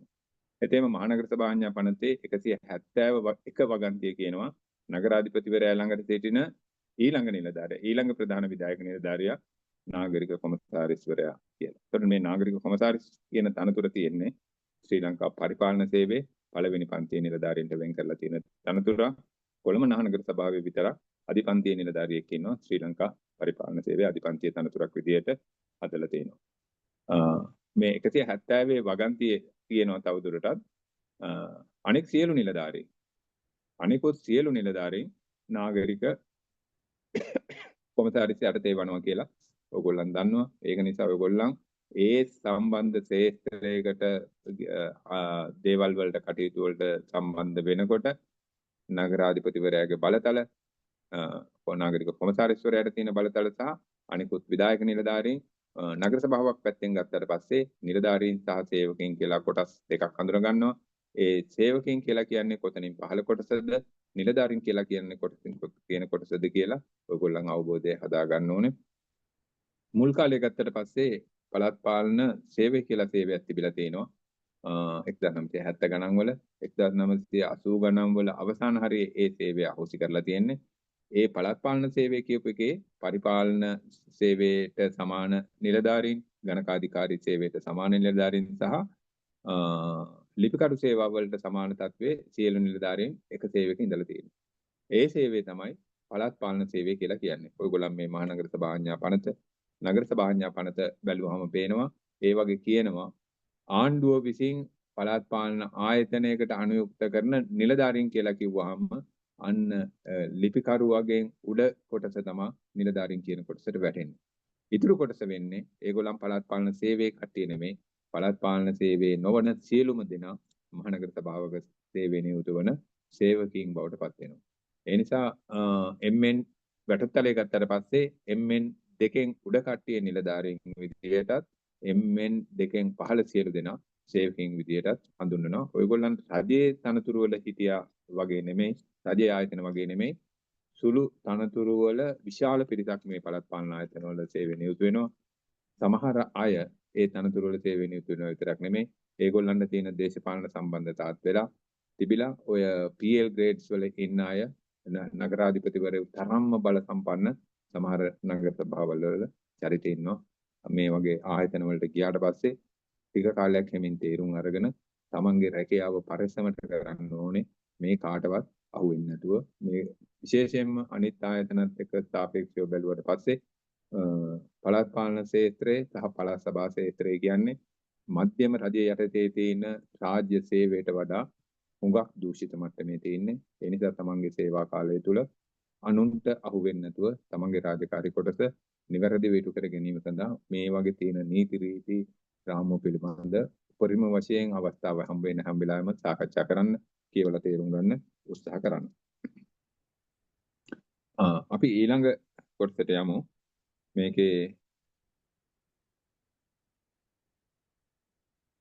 බලතල පැවරීම සම්බන්ධව අපි ගන්නවා. මහනගර සභාවක් පැත්තෙන් ගත්තත් අනිත් සභාවල් පැත්තෙන් ගත්තත් සම්පූර්ණම බලතල තියෙන්නේ සභාව. එතකොට ඔයගොල්ලන් මහනගර සභාවකට ගියත්, ඔයගොල්ලන් මේ සම්බන්ධව විභාගයකට ගියත්, පළාත් සභාවට අනුයුක්ත වෙලා තිබුණත් කොහොමද මහනගර සභාව පාලනය වෙන්නේ කියන එක සම්බන්ධව අවබෝධයක් තියෙන්න ඕන. අපි එළියේ දැකලා නැහැ මේ පාලන ක්‍රම. මේවට තියෙනවා මේ මහනගර සභා ආඥා පනත යටතේ හදපු බයිලෝස් වෙනම තියෙනවා. ඇමතිවරයා විසින් පනවපු නියෝග වෙනම තියෙනවා. එතකොට මහනගර සභා පනතෙන් උපදෙස් දීලා තියෙනවා, නීති මගින් පිළිටවලා තියෙනවා. මේ බලතල තියෙන්නේ මහනගර සභාවට. ඒ නිසා මහනගර සභාවේ සභාවට තියෙන බලතල තමයි නාගරික කොමසාරිස්වරයාට සහ නගරාධිපතිවරයාට පවත්ලා තියෙන්නේ. කොමසාරිස්වරයාට පුළුවන් එයින් බලතල ප්‍රමාණයක් තමන් යටතේ ඉන්න නිලධාරීන්ට පවරන්න. ඒ නිසා මතක තියාබා ගත යුතුයි මහනගර සභාවක අරමුදල තමයි සියලු ගනුදෙනු සිද්ධ වෙන්නේ. ලැබීම් සහ ගෙවීම් සියල්ල සටහන් වෙන්නේ මේ අරමුදල යටතේ. මේකට බලතල තියෙන්නේ සභාව. ඒ සභාවේ තියෙන බලතල වලින් කොටසක් කොමසාරිස්වරයාට පැවරෙනවා. කොමසාරිස්වරයාට පැවරිච්ච බලතල වලින් කොටසක් තමයි අනාගතයේ ඔබතුමන්ලා අතරින් යම් පිරිසකට පැවරෙන්නේ ගණකාධිකාරීවරු හැටියට සේවයට ගියාට පස්සේ. ඒක නිසා මතක තබා ගත යුතු කාරණාව තමයි ඔයගොල්ලන්ට කිසිම අයිතියක් නැහැ. සභාව විසින් අනුමත නොකරපු කිසිම වියදමක් සහතික කිරීමේ බලතලයක් ඔයගොල්ලන් මත පැවරෙන්නේ නැහැ. ඒ නිසා ඔයගොල්ලන් හැමතිස්සෙම බලන්න ඕනේ තමන්ගේ ළඟට වියදමක් සහතික කරන්න ආවට පස්සේ ඒ වියදම නිසි පරිදි සභාවෙන් අනුමත වෙලා ආපු වියදමක්ද කියන එක. දැන් ඊට පස්සේ එන ප්‍රශ්නේ තියෙනවා කොහොමද මේ එක එක වියදමක් අර ඔයගොල්ලන් දැන් වැඩ කරපු ආයතන වල වගේ වවුචර් එකක් හදලා වවුචර් එක සභාවට දාලා අනුමත කරගන්නවද කියන ප්‍රශ්නයක් එකපාරට පැනනගින්න පුළුවන්. නෑ. එහෙම එකක් සිද්ධ වෙන්නේ නෑ. වවුචර් අනුමත කිරීමේ ක්‍රියාවලියක් සභාව විසින් කරන්නේ. සභාව කරන්නේ වියදම සම්බන්ධව පොලිසි ඩිසිෂන් එකක් ගන්න එක. ඒ පොලිසි ඩිසිෂන් එක ගත්තද කියලා ගණකාධිකාරීවරයා අනිවාර්යෙන් සොයා බැලිය යුතුයි.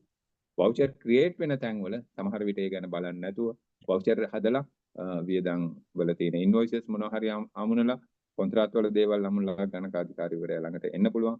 සමහර වෙලාවට වෙනත් කල්පනාවල් වල ඉඳලා මේවා හොයලා බලන්න නැතුව අනුමත කරොත්, සහතික කරොත් Tamanට ඒ සම්බන්ධව ප්‍රශ්න වලට මුහුණ දෙන්න පුළුවන්. අපි ඉස්සරහට කතා කරනවා චුට්ටක්. අද වෙනකොට රටේ නීති පද්ධතිය බොහෝ සෙයින් වෙනස් වෙමින් පවතිනවා. සියලුම දූෂණයන් ඉවත් කිරීම සඳහා වෙච්ච සියලුම නීති රීති සකස් වෙමින් තියෙන්නේ. ඒක නිසා අපි සහ ඔයගොල්ලන් හැමෝම ඉතාම ප්‍රවේශමෙන් රාජකාරී කටයුතු කළ යුතු වෙනවා. ඒක නිසා Tamanට තියෙන බලතල මොනවද? බලතල නැත්තේ කොහොමද? නිර්වෘල්ව රාජකාරී කරන්නේ කොහොමද කියන එක සම්බන්ධව හොඳ අවබෝධයක් Taman තුළ හදා ගන්න ඕනේ. එතකොට පළාත් පාලන ඊළඟ කොටසට අපි ගන්නවා ඊළඟ ස්ලයිඩ් එක යමු. පළාත් පාලන ආයතන වල සේවයෙන් යුතු නිලධාරීන් හා සේවකයින් වෙත ඉතා පැහැදිලි ලෙස බලතල ගලා යාමක් සිදු වෙනවා. ඊළඟ එකට ගන්න. මේක ඕනේ නැහැ. ඊළඟ එක ගමු. ගලා යාමක් වෙනවා. ඒ නිසා මෙන්න මේ බලතල නිසි ලෙස පැවරලා තියෙනවා. මේ බලතල ක්‍රියාත්මක කරන්න නම් නිලධාරීන් නීති රීති රෙගුලාසි අනුව කටයුතු කරන්න ඕනේ. එහෙනම් ඔයගොල්ලන්ට ගණකාධිකාරීවරු වුණා කියලා නීති රීති රෙගුලාසි වලින් පිටව කිසිම වියදමක් අනුමත සාධක කරන්න බලතලයක් හම්බ වෙන්නේ නැහැ. ඔයගොල්ලන් නීති රීති රෙගුලාසි වලට අනුකූලවම කටයුතු කරන්න ඕනේ. ඒ වගේම සභාවට අලාභයක් නොවන ලෙස කටයුතු කරන්න ඕනේ. අනලස් බවින් තොරව කටයුතු කරන්න ඕනේ. මනා සැලකිල්ලකින් යුතුව කටයුතු කරන්න ඕනේ. ඒ විතරක් නෙමෙයි විනිවිද භාවයකින් යුතුව කාර්යක්ෂමව කටයුතු කරන්න ඕනේ. මම මේ කාරණා ටික ඔයගොල්ලන්ට ඉදිරිපත් කරන්නේ මගේ පෞද්ගලික අත්දැකීම්, මගේ රාජකාරී ජීවිතේ අපි කරලා තියෙන දේවලුත් එක්ක ඔය කියන කාරණාවල් වල ඔයගොල්ලන් යම් තැනක දුර්වලකමක් පෙන්වුවොත් කොතන හරි ඒකෙන් විගණන නිලධාරීන්ට අවස්ථාව තියෙනවා අධිභාර සහතිකයක් ඔයාලට නිදහස් වෙන්න. ඔයගොල්ලන් තරුණ කණ්ඩායමක් විදිහට මේ ගත වෙන කාලයන් අතරේ එවැනි අධිභාර නිවේකට ලක් වෙන්න වුණොත් එහෙම ඒක ඔයගොල්ලන්ගේ සම්පූර්ණම රාජකාරී ජීවිත කාලයට එකතු වෙන කළු කැල්ලමක් බවට පත් වෙනවා. ඒ නිසා පළාත් පාලන ආයතනවලට අදාළව රාජකාරී කරනකොට ඒ ශේත්‍රයට අදාළව රාජකාරී කරනකොට නීති රීති රෙගුලාසි පිළිබඳව මනා අවබෝධයක් තියාගෙන කටයුතු කරන්න ඕනේ. හැබැයි දැන් අපි මේ කොටස කතා කරන්නේ මේ පළාත් පාලන ආයතන සම්බන්ධව විගණකවරුන්ට ඒ ආඥා 50 යටතේ විශේෂ බලතලයක් හම්බ වෙලා තියෙන නිසා අපිට මේ ටික කරගන්න පුළුවන් වෙලා තියෙනවා. අපි කරමින් පවතිනවා. හැබැයි නරක වෙලාවට දැන් අලුතෙන් ගෙනවුවා මේ ළඟදී ජාතික විගණන පනතට සංශෝධනයක්. ඒ සංශෝධනය දැන් පාර්ලිමේන්තුවේ සභාගත කරලා තියෙන්නේ. ළඟදී ඒ විගණන පනතේ සංශෝධනය අනුමත වෙයි. ඒ විගණන පනතේ සංශෝධනය අනුමත වුණාට පස්සේ අපි ඒ ගැන සාකච්ඡා කරමු. මෙන්න මේ කියන જાතියේ දේවල් සිද්ධ වෙලා තිබුණොත් අධිභාර කිරීමේ බලය විගණක අධිපතිවරයාට පවර්ලා තිනවා.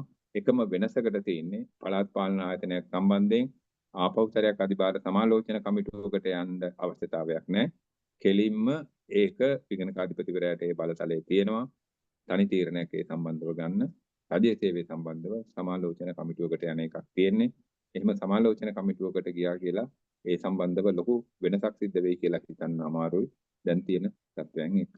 ඒක නිසා පළාත් පාලන ආයතනයක සේවයේ නියුත වුණා වුණත් රජයේ සේවයේ නියුත වුණා වුණත් ඔයගොල්ලන් සේවය පටන් ගන්න මුල් කාලේ සිටම නීති රීති රෙගුලාසි වලට අනුකූලව කටයුතු කරන්න ඕනේ. තමන් වැඩ කරන ආයතනයට අලාභයක් නොවන විදිහට කටයුතු කරන්න ඕනේ. අනලස් බවින් තොරතුරු වෙන්න ඕනේ. මනස සැලකිල්ලකින් කටයුතු කරන්න ඕනේ. විනිවිද භාවයෙන් යුතුව කටයුතු කරන්න ඕනේ. මේවා කොයි වෙලාවකවත් මොන විදියකටවත් අමතක කරන්න එපා. තමන් කොච්චර කාලෙ බලුණත් තමන්ගේ දරුවන්ගේ කටයුතු කොච්චර තිබුණා වුණත් ෆෝන් එකේ කවුරු එක්ක මොන ගන්න දෙනුවක් විදියට සමාජ මාධ්‍යවල ඇරිලා හිටියත් මේ දේවල් අමතක නොකර තමන්ගේ රාජකාරී කරන්න එපා. වෙන කටයුතු කරගෙන ඉන්න ගමන් වියදම් සහතික කරනවා වගේ වැඩ ගිය ගමන් කරන්න එපා. හුඟක් අය අමාරුවේ වැටිච්ච අය, අමාරුවටපත් වෙච්ච අය, විනය පරීක්ෂණ වලට ලක් වෙච්ච අය නවක නිලධාරීන් තමයි ලක් වෙලා තියෙන්නේ. ඒගොල්ලන් අර ලොකු සැලකිල්ලක් දක්වන්නේ නැතුව මේ කටයුතු වලට මැදිහත් වෙලා තියෙන නිසා. මම ඔයගොල්ලන්ට දැනගන්න ඕන නිසා අවබෝධය තියන්න ඕන නිසා මම මේ පළාත් පාලන ආයතන විගණනය කියන කොටසත් ඔයගොල්ලන්ට ඇතුළත් කරලා තියෙන්නේ. ඔයගොල්ලන් විගණනය සහ විගණකාධිපතිවරයා ගැන දන්න අය තමයි වාසනාවකට මේ ගණක අධිකාරියවරු පිරිස අතරේ වැඩි දෙනෙක් ඉන්නේ. අපිත් එක්ක දීර්ඝ කාලයක් වැඩ කරපු, අපිත් එක්ක ගනුදෙනු කරපු, රිපෝට්ස් පරිශීලනය කරපු පිරිස ඉන්නවා. ඒක නිසා ඒගොල්ලන් විගණනය ගැන අවබෝධයක් තියෙනවා. හැබැයි මම හිතනවා පළාත් පාලන ආයතනවල විගණනය ගැන නම් වැඩි දෙනෙකුට අවබෝධයක් නැහැ. අපේ දෙපාර්තමේන්තුවේ වුණත් පළාත් පාලන ආයතන විගණනය ගැන ඊතරම් සැලකිල්ලක් දක්වන්නේ ඒක ඇත්තට ලොකු වැඩක් කියලා හිතන්නේ නැහැ. ඒ නිසා අපේ දෙපාර්තමේන්තුවේ වටිනා විගණනයන් වේ කියලා හඳුනාගන්නේ ආණ්ඩුවට අයිති, රජයට අයිති සමාගම්. ඒ කියන්නේ දැන් අපි ඔඩිට් කරන සමාගම් තියෙනවා. හිල්ටන් හෝටල් එක වගේ, එතකොට ලංකා හොස්පිටල් එක වගේ, සමාගම් ඔඩිට් කරන එක, මොබිටෙල් එක වගේ, ටෙලිකොම් එක වගේ තියෙන සමාගම් ඔඩිට් කරන එක. එතකොට තව ගත්තට පස්සේ බැංකු ශාස්ත්‍රයේට ආව මහා බැංකුව, ලංකා බැංකුව, මහජන බැංකුව වගේ බැංකු වගේ ආයතන ඔඩිට් කරන එක, කස්ටම් එක, දේශීය ආදායම් එක වගේ තැන් ඔඩිට් කරන එක. ඉතින් හිතනවා වටිනා විගණනයන් කියලා. වැඩි දෙනෙක් මේ විගණනයන් වල නියුත් වෙලා ඉන්න කැමැත්ත දක්වනවා. නමුත් විගණකවරුන්ට වැඩිම බලතල තියෙන කොටස තමයි මෙන්න මේ පළාත් පාලන ආයතන වල විගණනය. මේක ගැන ඒ තරම් සැලකිල්ලක් දක්වන්නේ නැත්තේ. මේ වගේ ඔඩිට් කරන්න ගියාම යම් ප්‍රශ්න කරනගිනවා. අර මම කලින් කියපු മന്ത്രിවරුත් එක්ක යම් ගැටුම් ඇති කරගන්න වෙනවා. ඒගොල්ලන් ගියේ තැන් වල අපිට අපහාස කරනවා. ඒක නිසා මේවට වැඩි දෙනෙක් කැමැත්තක් දක්වන්නේ. අපි හරි දේ කරනවා නම් කවුරු මොන විදියට අපහාස කරත් කමන්නේ. මම මේ විගණනයත් එක්කම අභ්‍යන්තර විගණනය මේකට ඇතුළත් කරලා තියෙනවා. ඇයි අභ්‍යන්තර විගණනය ඇතුළත් කරන්නේ? ඔයගොල්ලන්ගේ සමහරු අනිවාර්යයෙන්ම අභ්‍යන්තර විගණනාංශ වලට අනුයුක්ත වෙනවා. කොතන හරි පළාත් සභාවක, පළාත් පාලන ආයතනයක අරුණත් මධ්‍යම රජයේ විගණනාංශයකට ඇතුළත් වුණොත් සමහර අය කැමති වෙන්නේ නැහැ එහෙම ඇතුළත් වෙලා වැඩ කරන්න. හැබැයි ඒ වගේ හිතන්න එපා. රාජ්‍ය විගණනයේ තරම් බලතල නොතිබ්බට රාජ්‍ය විගණනයට වඩා වැඩි සේවයක් අභ්‍යන්තර විගණනය තුලින් කරන්න පුළුවන්. අපි කරන විගණනයන් වලින් මේ දක්වා තියෙන්නේ රාජ්‍ය විගණනයේ පැත්තෙන් පළාත් පාලන ආයතන නෙමෙයි අනිත් ඒ වගේ පැත්තෙන් ගත්තට පස්සේ පාර්ලිමේන්තුවට වාර්තා කරලා පාර්ලිමේන්තුව හරහා ක්‍රියාමාර්ග ගන්න එක. මේ මෑතදී තමයි අපේ වාර්තා පදනම් කරගෙන අල්ලස් කොමිෂන් එක නඩු පවරන රාජ වැඩකට පැටලලා තියෙන්නේ. ඔය ගොඩාක් නඩු ගිහිලා තියෙන කාරණාවල් තියෙනවා. දේශපාලඥයෝ හිර කරලා තියෙනවා. සියල්ලම වගේ ගත්තට පස්සේ විගණකාධිපතිවරයාගේ වාර්තාවල් වල තියෙන කාරණා. හැබැයි එහෙම එකක් හිතනවට වැඩිය අභ්‍යන්තර විගණන නිලධාරියෙක් කියලා කියන්නේ හැමතිස්සෙම ගණකාධිකාරිවරයෙක්. ඒ ගණකාධිකාරිවරුන්ට පුළුවන් Taman ඒවා පරීක්ෂා කරලා ඒ මොහොතේම මේක කරන්න එපා, මේක මේ විදිහට කරන්න කියන උපදේශය දෙමින් අභ්‍යන්තර පාලන ක්‍රමයන් ශක්තිමත් කරගන්න උදව් වෙලා මෙවැනි වරදකට මිනිස්සු පෙළඹෙන එක වළක්වා ගන්න. ඒ නිසා රජයේ විගණන නිලධාරීන් හැටියට සේවය කරපු අය බැරි වෙලා හරි අභ්‍යන්තර විගණනාංශයක සේවයට යෙදුණොත් ඒක Tamanට හම්බ වෙච්ච විශේෂ වරප්‍රසාදයක් කොට සැලකලා Taman අර කලින් වැඩ කරපු පටිපාටිම තමයි අනුගමනය කරන්නේ. ඒ ටික අනුගමනය කරලා වඩාත් හොඳ සේවයක් කරන්න පුළුවන්. ඒ නිසා කොයි වෙලාවකවත් ඒවා අඩු taksේරු කරලා කරන්න යන්න එපා. වැඩි taksේරුවකින් ඒවා පිළි අරගෙන ඒ රාජකාරී වල නියුත වෙන්න. ඒවා අංගනා සේවයන්. ඔයගොල්ලන්ට ඒ වගේ කොච්චර අංගනා සේවයක්ද කියලා මගේ වයසට වගේ එනකොට තේරෙයි අපි ඔයගොල්ලන් කොච්චර සේවයක් ඒ ආයතන වලට කරන්නේ නැද්ද කියලා. විගණකාධිපතිවරයා සහ මේ අභ්‍යන්තර විගණනය අතර ලොකු වෙනසක් තියෙනවා. විගණකාධිපතිවරයාගේ විගණනය ඔය ස්ලයිඩ් එකේ තියෙනවා. ඉස්සරහට තියෙන 4 වෙනි ස්ලයිඩ් එකට යන්න. අර විගණකාධිපතිවරයා සම්බන්ධව තියෙන ආණ්ඩුක්‍රම ව්‍යවස්ථාවේ තියෙන විධිවිධාන මම සාකච්ඡා කරන්න යන්නේ. ඔයගොල්ලන්ට ඒවා කියව ගන්න පුළුවන්. විගණකාධිපතිවරයා විගණනය කරන එකේ ප්‍රධානම අරමුණ තියෙන්නේ පාර්ලිමේන්තුවට වාර්තා කරන එක. දෙවෙනි එකට තියෙන්නේ ජාතික විගණන පනතේ නීතියක් නියම කරලා තියෙනවා දැන්. ගිණුම් පිළිබඳ මතයක් ඇතුළත් කරන එක තමයි සාරාංශ වාර්තාවක නිර්දේශ ඇතුළත් කරලා විස්තරාත්මක වාර්තාවක් නිකුත් කරන එක. හැබැයි පළාත් පාලන ආයතන වලට අදාළ විගණනය ගත්තාම මහනගර සභා, නගර සභා, ප්‍රාදේශ සභා සියල්ලෙම අධිභාර කරන එක මේ විගණනයේ අරමුණ. ඒ නිසා හොඳට මතක තියාගත යුතු කාරණාවක් තියෙන්නේ අපේ බලාපොරොත්තුව තියෙනවා හැමතිස්සෙම විගණනයක් වසරක විගණනයක් කියුණාම නිලධාරීන්ට හරේ නගර සභිකයන්ට එරෙහිව අධිභාර නිවේදන නිකුත් කරන එක. ඒ කාර්යන්නේ හෙමින් ක්‍රියාත්මක වෙමින් පවතිනවා. ඔයගොල්ලන්ට මතක ඇති මාධ්‍යවල පළ වුණා පහුගිය කාලේ කුරුණෑගල මහනගර සභාවේ ගලක් කොන්ත්‍රාත්තුවක් ඉදිකිරීම කොන්ත්‍රාත්තුවකදී ෆවුන්ඩේෂන් එකට හම්බ වෙච්ච ගලක් හදලා ඉවත් කරන්න ලක්ෂ 6ක් දාලා තිබුණ එස්ටිමේට් එකට අන්තිමට ඒගොල්ලන් මිලියන 60ක් ගෙවලා තිබ්බා. බින්දු වෙනස් කරලා මිලියන 60ක් ගෙවලා තිබුණා. මේක විගණනයෙන් අනාවරණය කරගත්තට පස්සේ ඒගොල්ලන් අධිභාර නිවේදනයක් මේ සම්බන්ධව නිකුත් වුණා. ගණකාධිකාරීවරයා, ඉංජිනේරුවරයා සහ නාගරික කොමසාරිස්වරයා තමයි මේකට වැඩිකාරයා වුණේ. ඒගොල්ලන්ට විරුද්ධව තමයි මේ අධිභාරය නිකුත් වුණේ. ඊට අමතරව ඒකට විශේෂලිපිකරු වග උත්තරකාරයෙක් වුණා. හැබැයි වාසනාවට අධිභාර නිවේදනය අද නිකුත් වුණා නම් හෙට කියන දවසේදී ඒගොල්ලන් ඒ මුදල ගෙවලා ඒ අධිභාරයෙන් නිදහස් වුණා. ඒ නිසා හැමතිස්සෙම බලාපොරොත්තු වෙන්න එපා. එවැනි තත්වයක් ඇති වෙයි කියලා හැමතිස්සෙම. සමහර ඒ වගේ ඒ වෙලාවේ කොන්ත්‍රාත්කරු ඔන්ගෝයින් තිබ්බේ. ඒක නිසා කොන්ත්‍රාත්කරු එකතු වෙලා කරපු දූෂණයක් නිසා කොන්ත්‍රාත්කරු මැදිහත් වෙලා ඒ මුදල ගෙවලා නිලධාරීන් එකෙන් මුදවා ගැනීමට අවස්ථාව තිබුණා වුණාට හැමතිස්සෙම එහෙම වෙන්නේ නැහැ. සමහර ඒවා අපිට වැරදිච්ච අවස්ථාවල් තියෙනවා. අපිට වැරදිච්ච අවස්ථාවලදී ඒගොල්ලන් ඇවිල්ලා අපි වෙනුවෙන් අනේ මේ මම වැඩියෙන් ගත්ත මුදල මම මේක ගෙවන්නම් කියලා ඔය කවුරුත් කියලා අපි වෙනුවෙන් පෙනී හිටින්නේ. ඒ නිසා තමන්ගේ සැලකිල්ල හැමතිස්සෙම තියාගන්න ඕනේ. පළාත් පාලන ආයතනයක විශේෂයෙන්ම මහනගර සභාවක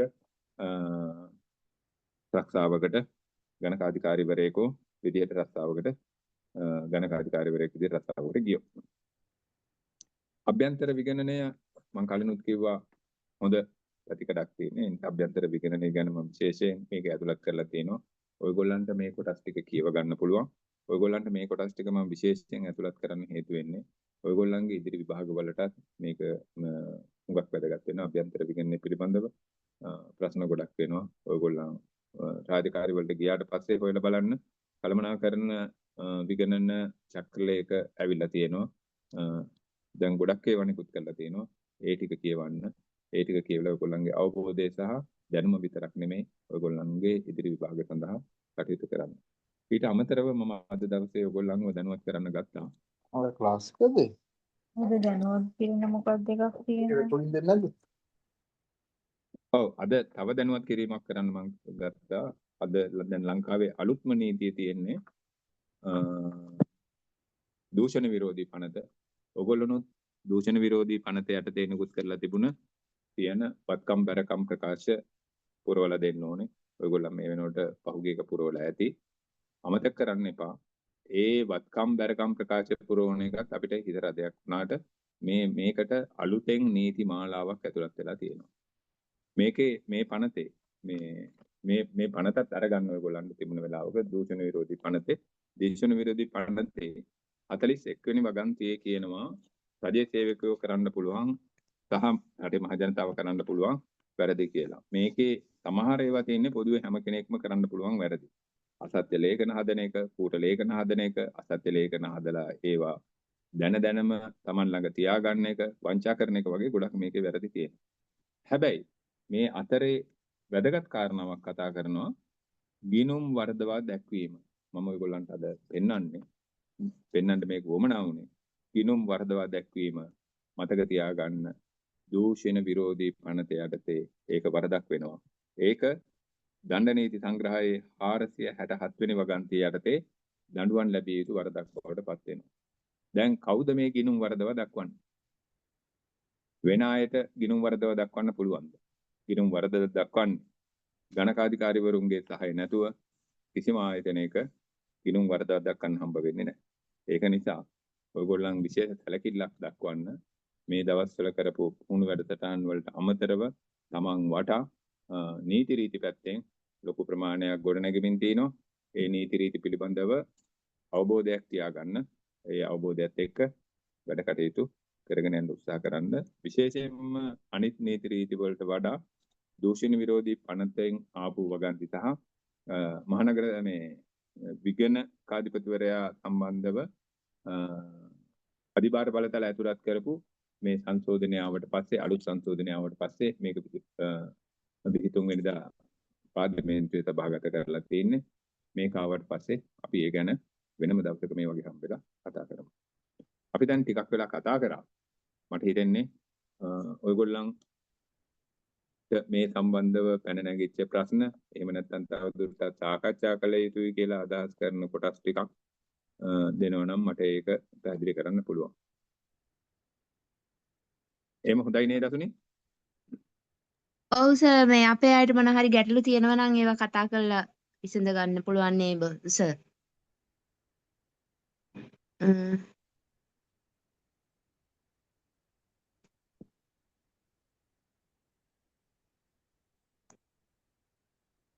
මොන හරි තව දැනගන්න තියෙනවා නම් අපේ අය අහන්න සර්ගේ.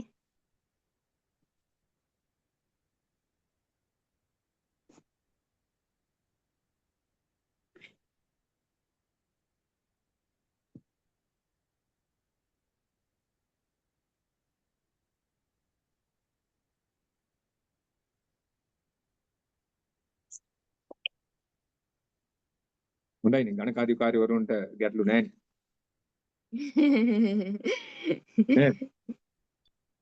ඔෆිස් වලට ගියාට පස්සේ සර් ප්‍රශ්න ඇති වෙයි.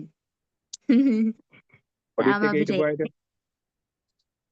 ඔඩිට් එකේ හිටපු අයත් ඉන්නවා සර් බහුතරයක්. ඒගොල්ලන්ට මොනවද තියෙන ගැටලු? මේ දවස්වල ට්‍රේනින් නේ සර් ඉන්නේ. මේ දවස්වල ප්‍රාදේශීය ලේකම් කාර්යාලවලට දාලා ලබන සතියේ ඉඳන් තමයි අපි ඔය පළාත් සභාව අද සර් කතා කරපු විෂයට යන්නේ. ඊට කලින් තමයි ඔය මේ දැනුම ගත්තේ සර් අපි. එතකොට පළාත් පාලන ආයතන වලට යනවා කියන්නේ මහනගර සභාවලටත් කට්ටිය අනුයුක්ත වෙනවද? ට්‍රේනින් නේ තියෙන්නේ සර්. දැන් සමුදේ ඉඳන් පළාත් සභාවට දානවා කියලා කිව්වේ අපිව.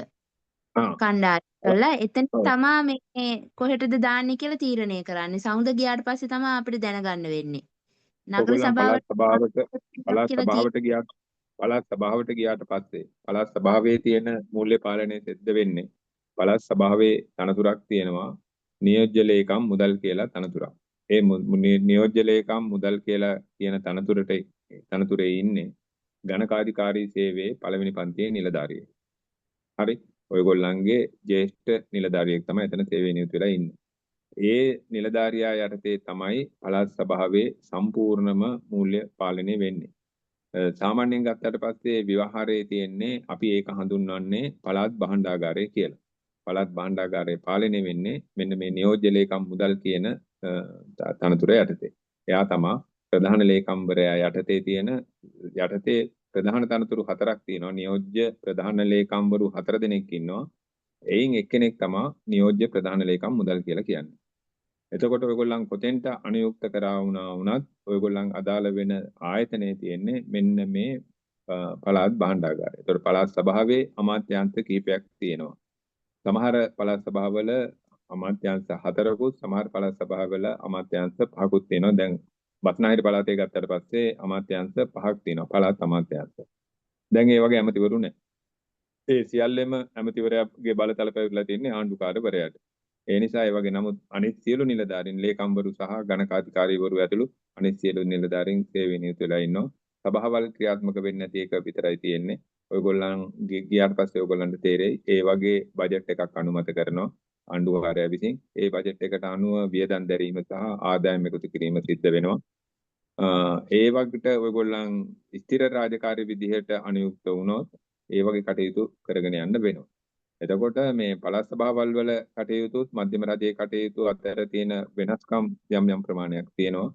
විශේෂයෙන්ම මුදල් රෙගුලාසි කියන කොටස් ටික ගත්තට පස්සේ මේ හැම එකකටම අදාළයි මුදල් රෙගුලාසි වල තියෙනවා. හැබැයි නමුත් මුදල් රෙගුලාසි පාලනයෙන් අයින් කරපු පළාත් සභාවල් තියෙනවා.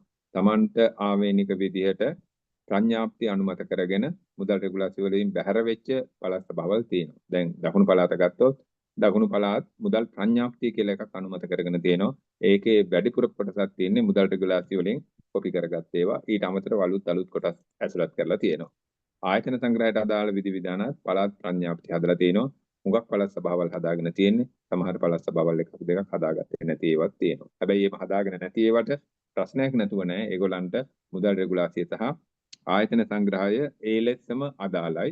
එලෙසම අදාළ නොවන්නේ බස්නාහිර පළාත වගේ ප්‍රඥාප්ති හදන් තියෙන ඒවට. එතකොට මේ ආයතන වලට ජොබ් එකට ගියාට පස්සේ වැදගත් වෙනවා ඔයගොල්ලන් අවධානය යොමු කරන්න ඕනේ භාණ්ඩාගාරයේ චක්‍රලේඛ වලට රාජ්‍ය පරිපාලන චක්‍රලේඛ වලට සහ පළාත් සභාවෙන් නිකුත් කරපු චක්‍රලේඛ වලට විතරක් නෙමෙයි ඒ පළාත් සභාවට අදාළ ප්‍රඥාප්ති ඒ කියන්නේ මුදල් රෙගුලාසිය පළාත් මුදල් රෙගුලාසිය සහ පළාත් ආයතන කාර්ය පරිපාටිය පිළිබඳව ඔයගොල්ලන් දැනගන්න ඕනේ ඔයගොල්ලන්ගේ පරිපාලනයට සහ ඔයගොල්ලන්ගේ ගනුදෙනු ඒවට සීමා වෙනවා නීති රීති වල යම් යම් වෙනස්කම් ටිකක් එතකොට වෙනවා ඒ නිසා ඒවා මොනවද කියන එක ගැන හඳුනාගෙන හිටියාම ඇති ඒවා වැඩ කරන්න ගියාට පස්සේ ඉන්න ජ්‍යෙෂ්ඨ නිලධාරීන් ඉන්නවා ඔය විශේෂීකරුවන් ඉන්නවා ඒගොල්ලන් මගින් ඔයගොල්ලන්ට ඒ තොරතුරු හොයා ගන්න පුළුවන් හැමතිස්සෙම හිතන්න එපා මේ මොන හරි Taman දන්න දේ විතරක් නෙමෙයි දන්න දේට අමතරව තව දේවල් ඒ ශේත්‍රයන් ඇතුලේ තියෙනවා අපි හැමතිස්සෙම අපිට ප්‍රශ්න ඇති කරන කොටස තමයි අපි කොටසක් දන්නවා අපි දන්නේ නැති කොටස හැමතිස්සෙම වැඩියෙන් තියෙන්නේ ඒ ආයතන වලට ගියාට පස්සේ තමයි ඔයගොල්ලන්ට ඒ කොටස් ටික හම්බ වෙන්නේ ඒවට අදාළ නීති රීති ටික ඔයගොල්ලන් අධ්‍යයනය කරගන්න වෙනවා මොනවා වුණා වුණත් ඒ මොන කාරණාව තිබුණා වුණත් රාජ්‍ය සේවයේ ස්වර්ණමය යුගයක තමයි ඔයගොල්ලන් මේගේ සේවය වෙනස් වෙලා විධායක ශ්‍රේණියකට එන්නේ ඒක නිසා ඒ වගේම තමයි මේ කාලේ මේ වැනි සේවයකට ඇතුළත් වෙන්න හම්බෙච්ච එක වාසනාවක් විදිහට මම දකින්නේ මොකද රාජ්‍ය පැත්තෙන් ගත්තාට පස්සේ යම් ප්‍රමාණයකට දූෂණයෙන් තොර වෙමින් තියෙනවා ඒ අවස්ථාවකදී නවක නිලධාරීන් හැටියට සේවය බාර ගන්න හම්බ වෙන එක ලොකු වටිනාකමක් ඒ නිසා ඔයගොල්ලන්ට වෙන අයට මුණ දුන්නු ප්‍රශ්න තර්ජන රැවුම් ගෙරම් වලට මුණ දෙන්න සිද්ධ වෙන්නේ නැති වෙයි කියන එක තමයි මගේ විශ්වාසය මේවට අදාළව ලොකු වැඩ කොටස් ප්‍රමාණයක් අපිත් කරමින් පවතිනවා ඒක නිසා ඔයගොල්ලන්ගේ රාජකාරී කරදරයක් නැතුව කරගෙන යන්න හම්බ වෙනවා කියලා තමයි අපි බලාපොරොත්තු වෙන්නේ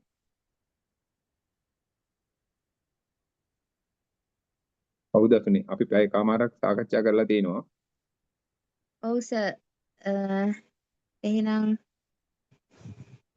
ප්‍රශ්න ඇති සමහර විට දැන් කියන්නේ නැති වුණාට සර් පස්සේ වුණොතින් බලමු එහෙමනම් මම කතා කරන්න මේ අද අපිට දැන් මෙච්චර කාලයක් අපි ශ්‍රීඩයකේයි ඔය මේ සති දෙකේ මේ ප්‍රාදේශීය ලේකම් කාර්යාලවලට ගිහිල්ලා ගත්ත දැනුමට වඩා දැන් ලබන සතියේ අපි යන්න තියෙන පළාත් පාලන ආයතන පිළිබඳ ලොකු දැනුමක් සර්ගේ මේ පැයකමාර තුල දැනුවත් කිරීම තුලින් ලැබුණා සර් අපිට ඇත්තට මේක ලොකු මේ දැනුමක් ඒක මිල කරන්න බැරි දැනුමක් විදියට අපි මේ වෙලාවේ ගන්නවා සර් මොකද පළාත් පාලන විෂය සම්බන්ධයෙන් වචනයක්වත් අපිට ශ්‍රීඩයකේදී කිව්වෙත් නැහැ අනිත් දේවල් ගැන කතා ඔය සර් කතා කරපු දේවල් වලින් වචනයක්වත් එතන කතා වුණේ නැහැ සර්.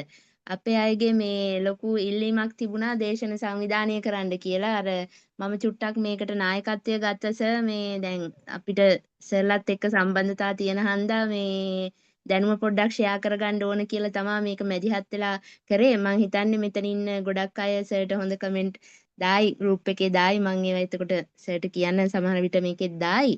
එහෙම මේ ඇත්තටම දැන් ඔයාලට මම අපේ අයට දැන් මම කියන්න ඕන සර්ව සම්බන්ධ කරගත්ත විදිය සර් දන්නවා ඇති මම චූටි මැසේජ් එකක් WhatsApp කරේ සර්ට කෝල් කරෙත් නැහැ මේ ඩිස්ටර්බ් වෙයිද කියලා මේ එකට චූටි මැසේජ් එකක් දැම්මා සර් අපිට අපේ අයට මේ පළාත් පාලන විෂය පළාත් පාලන මේ ක්‍රියාවලිය සම්බන්ධයෙන් මේ දැනුම ලබා දෙන්න පුළුවන් නේද සර් කියලා විතරයි මම ඇහුවේ සර් මට එක වචනයයි දාලා තිබුණේ අනිවාර්යෙන් කරමු කියලා ඒක මම මෙච්චර වෙලා කාටවත් කිව්වේ නෑ සර් දැන් තමයි මේ කියන්නේ අර ඒ සර්ලත් එක්ක අපි වැඩ කරලා ගත්ත දැනුමත් එක්ක සර්ලා අපිට රෙස්පෙක්ට් කරන විදිය අපි සර්ලත් එක්ක ගනුදෙනු කරන විදිය ඒකෙන් පේන ඒ වචනේ එක වචනේ මම ඒක අගය කරන්න ඕන එච්චරයි ඊට පස්සේ සර්ත් එක්ක දවසක් කතා කරා අපි මෙහෙම එකක් කරනවා කියලා සර් ඒක ප්‍රසන්ටේෂන් එකක් හදලා අපිට දෙන්නම් කියලා කිව්වා ඒ විදිහට ප්‍රසන්ටේෂන් හදලා තියෙනවා මම ගෲප් එකට ෂෙයා කරන්නම් ඔයාලට ඒ ටිකත් ගන්න මේ ඉදිරියේදීත් දැන් සර් එක්ක කතා කරාම දැන් චුට්ටක් කරා මේ දූෂණ විරෝධී පනත නේස අපි ඒක පොඩ්ඩක් තව ගැඹුරින්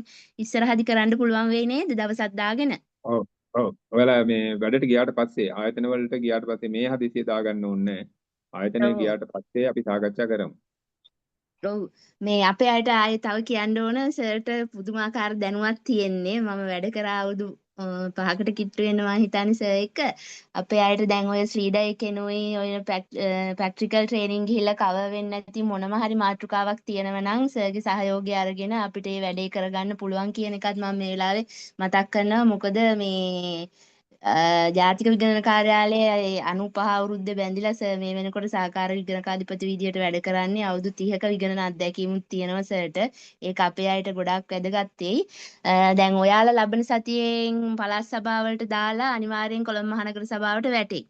යන්න අනිවාර්යයෙන්ම කොළඹ මහනගර සභාවට ගිය ගමන්ම ඇතුල් වෙච්ච ගමන්ම මම මත පැත්තේ තියෙන්නේ අපේ ඔෆිස් එක නේද සර්. හිටපු එතෙන්ට ගිහිල්ලා ඔව්. සර් කතා කරන්න ප්‍රශ්න තියෙනවා නම් අහන්න මං සර්ගේ ටෙලිෆෝන් නම්බර් එකත් ගෲප් එකේ ෂෙයා කරන්නම් මේ මොනම හරි දෙයකදී කතා කරන්න සර් හැත්තටම උදව් කරනවා හැමෝටම උදව් කරනවා කෝල් එකකට ඒ වෙලේ ආන්සර් කරන්න බැරි වුණත් ආයේ පුළුවන් වෙලාවකදී මීටින් එකක හිටියොත් නැති වෙන්න ආන්සර් කරනවා මීටින් එකක හිටියොතින් ආයේ අනිවාර්යයෙන්ම කෝල් බෑක් කරනවා ගන්න කෝල් වලට අරගෙන මේව කරනවා ඒක නිසා අනිවාර්යෙන් කොළඹ මහනගර සභාවට වැටෙන අයට මම ගෞරවයෙන් ආරාධනා කරනවා සර්ව ගිහිල්ලා සජීවීව දැකලා කතා කරලා එන්න දැන් මෙතන දේශනයේදී දැක්කට වඩා ඔයාලට තව දැනුම ලබා ගන්න පුළුවන් මම හිතන්නේ සර් අපි දන්නව නේද කොළඹ මහනගර සභාවේ වැඩ කරද්දී ඇකවුන්ටන්ට්ලා ඒ දැන් එතන හිටි ගණකාධිකාරී සේවයේ අය අපි එක්ක ඇවිල්ලා කතා බහ කරලා කරපු විදිය නේද සර් ගොඩ අත්දැකීම් ඔව්. තියෙනව ඔව්. නේද ඔව්. මේ නිසා දැන් කොළඹ මහනගර සභාවට වැටෙන දැන් සර් කිව්වා වගේ එතන වේකන්සි ගොඩාරියක් තියෙනවා. එහෙම ප්‍රධාන ගණකාධිකාරී තනතුරු 7ත් එක්කම මේ 20ක් අපේ තියෙනවා. ඔව් 2 3 අයට තියෙනවා අවස්ථාව. මේව ප්‍රසිද්ධ වෙන්නේ නැහැ සර් දැනටත් ওই වේකන්සි වල පළාත් සභාව යටතේ මෙච්චරයි වේකන්සි කිව්වට කොළඹ මහනගර සභාවට කොච්චරක් වේකන්සි තියෙනවද කියලාවත් ඒක මේ කොහෙවත් ප්‍රසිද්ධ වෙලා නැහැ සර්. දැන් ওই සර් පැහැදිලි කරද්දි තමයි මේ දැන් අපේ අය වුණත් දැනගන්නේ. ඔයාලා යන්න කැමැත්තෙන් ඉන්නව නම් එතෙන්ට යන්න. ඔඩිට් එකේ ඉන්නේ සර්. ඒ නිසා ඔයාලට මම හිතන්නේ වැඩ කරගෙන යන්න අපහසුතාවයක් නැති වෙයි. ඒ නිසා එහෙනම් සර්ගේ වටිනා කාලයෙන් දැන් මම හිතන්නේ පැය එකමාරක් විතර වෙනවා අපි එක්ක සම්බන්ධ වෙලා. ඒ අපේ පුංචි මගේ මං කරපු පුංචි ඉල්ලීමට සර් මට මේ විදියට ගෞරව දක්වපු එක ගැන මම සර්ට හදවතින්ම මේ ස්තුතිවන්ත වෙනවා සර්. ඉදිරියේදී සර් එක්ක සම්බන්ධ වෙලා පළාත් පාලන විෂය පළාත් නගර සභාවලට මොනවා හරි වැටිලා කාට හරි මොනවා හරි ගැටලුවක් මතුවුණොතින් සර්ට කතා කරන්න සර් අනිවාර්යයෙන්ම උදව් කරනවා. ඒ නිසා අපේ අය බය වෙන්න එපා පළාත් පාලන ආයතන වලට යන්න ගිහිල්ලා ඒ වගේ වැඩ ඉගෙන ගන්න ප්‍රාදේශීය ලේකම් කාර්යාල වගේම සර් දැනුවත් කර වගේම මේ නගර සභා මහනගර සභා කියන්නේත් අපේ අයට හොඳට දැනුම ගන්න පුළුවන් හොඳට වැඩ කරලා හොඳට කියන්නේ අපේ දැනුම ප්‍රයෝජනය ගන්න පුළුවන් ආයතනයක් නීති රීතිත් ඉගෙන ගන්න පුළුවන් තැනක් එතන. ඒ නිසා හැමෝටම ආරාධනා කරනවා එහෙනම් සර් ඔයාලා හැමෝම වෙනුවෙන් අපේ ගෲප් එක වෙනුවෙන්ම මම සර්ට ස්තුති කරන මේ වෙලාවේ එහෙනම් sir thank you so much සර්ට මේ වෙලාවේ අපි වෙනුවෙන් සම්බන්ධ වුණාට. හරි. thank you දතිනි. අපි ආයි හම්බෙමු. තියෙන ප්‍රශ්නත් එක්ක අපි සාකච්ඡා කරමු. විශේෂයෙන්ම ආයතන වලට කණ්ඩායම කුඩා වුණාට කමක් නැහැ. ආයතන වලට වැටුණාට පස්සේ විශේෂයෙන් දැන් ව්‍යාපෘති වගේ පැත්ත ගැන තමයි මට වැඩිපුර මම වැඩ කරලා තියෙන්නේ. මගේ සේවා කාලේ වැඩිපුරම ඉඳලා තියෙන්නේ. විදේශ ආධාර ව්‍යාපෘති සම්බන්ධව. ඒ පැත්තට අවස්ථාව හම්බ වෙච්ච අයට වෙනමමත් පළාත් පාලන පළාත් සභා අංශ වලට හම්බ වෙච්ච කණ්ඩායම ඔයගොල්ලන්ගේ ඔය සංගමයේ තියෙන ලින්ක් එක තියාගෙන අපි ඒකට මුණ දෙන විදියට සාකච්ඡා කරමු. සාකච්ඡා කරලා දැනුම සහ හැකියාවන් නිර්මාණය කරගමු. ওই සියලු දෙනාටම මම සුබ පතනවා. ඔය නවක ගණකාධිකාරීවරුන් විදියට රාජකාරී බාරගත්තට ඔය සියලු දෙනාම රාජ්‍ය සේවයේ අධ්‍යක්ීම් තියෙන නිලධාරීන්. ඒ නිසා ඒ තැන ඔයගොල්ලන්ගේ උපරිම ශක්තියෙන් රාජකාරී කිරීමට සහ රාජ්‍ය සේවයේ ඉහළම තනතුරු වලට පත්වීමට ඔබ සියලු දෙනාටම අවස්ථාව ලැබේවා කියලා ප්‍රාර්ථනා කරමින් මම නිහඬ වෙනවා. සියලු දෙනාටම සුබ රාත්‍රියක්. සර් තා චූටි වචනයක් මම කතා කරන්න ඕනේ මට අමතක වුණා අපිට මේකෙදි සර් මේ Zoom link එක දීලා තාක්ෂණික සහාය ලබා දුන්නේ අපේ රජයේ ගණකාධිකාරී සේවා සංගමය මම එයාලටත් අපේ ස්තුතිය මේ වෙලාවේ මතක් කරනවා සිහිපත් කරනවා සර් එයාලගේ සහයෝගය නැති වුණා නම් අපිට මේ විදියට Zoom link එකක් අරන් මම හිතන්නේ එයාලා ගෙවලා ගත්තේ අපි වෙනුවෙන්මයි සර් කලින් මාසේ ගණිපු එක expire වුණා ඊයේ ඒ අද මේක මේ විශේෂයෙන් සල්ලි ගෙවලා ගත්තේ අපි වෙනුවෙන්මයි මගේ ඉල්ලීම වෙනුවෙන්මයි සර් ගත්තේ ඒ නිසා අපි රජයේ ගණකාධිකාරී සේවා සංගමයටත් හදවතින්ම ස්තුතිය මේ වෙලාවේ පුද කරනවා ඒකත් සිහිපත් කරන ගමන් එහෙනම් සර් අපි ආයේ හමු වෙමු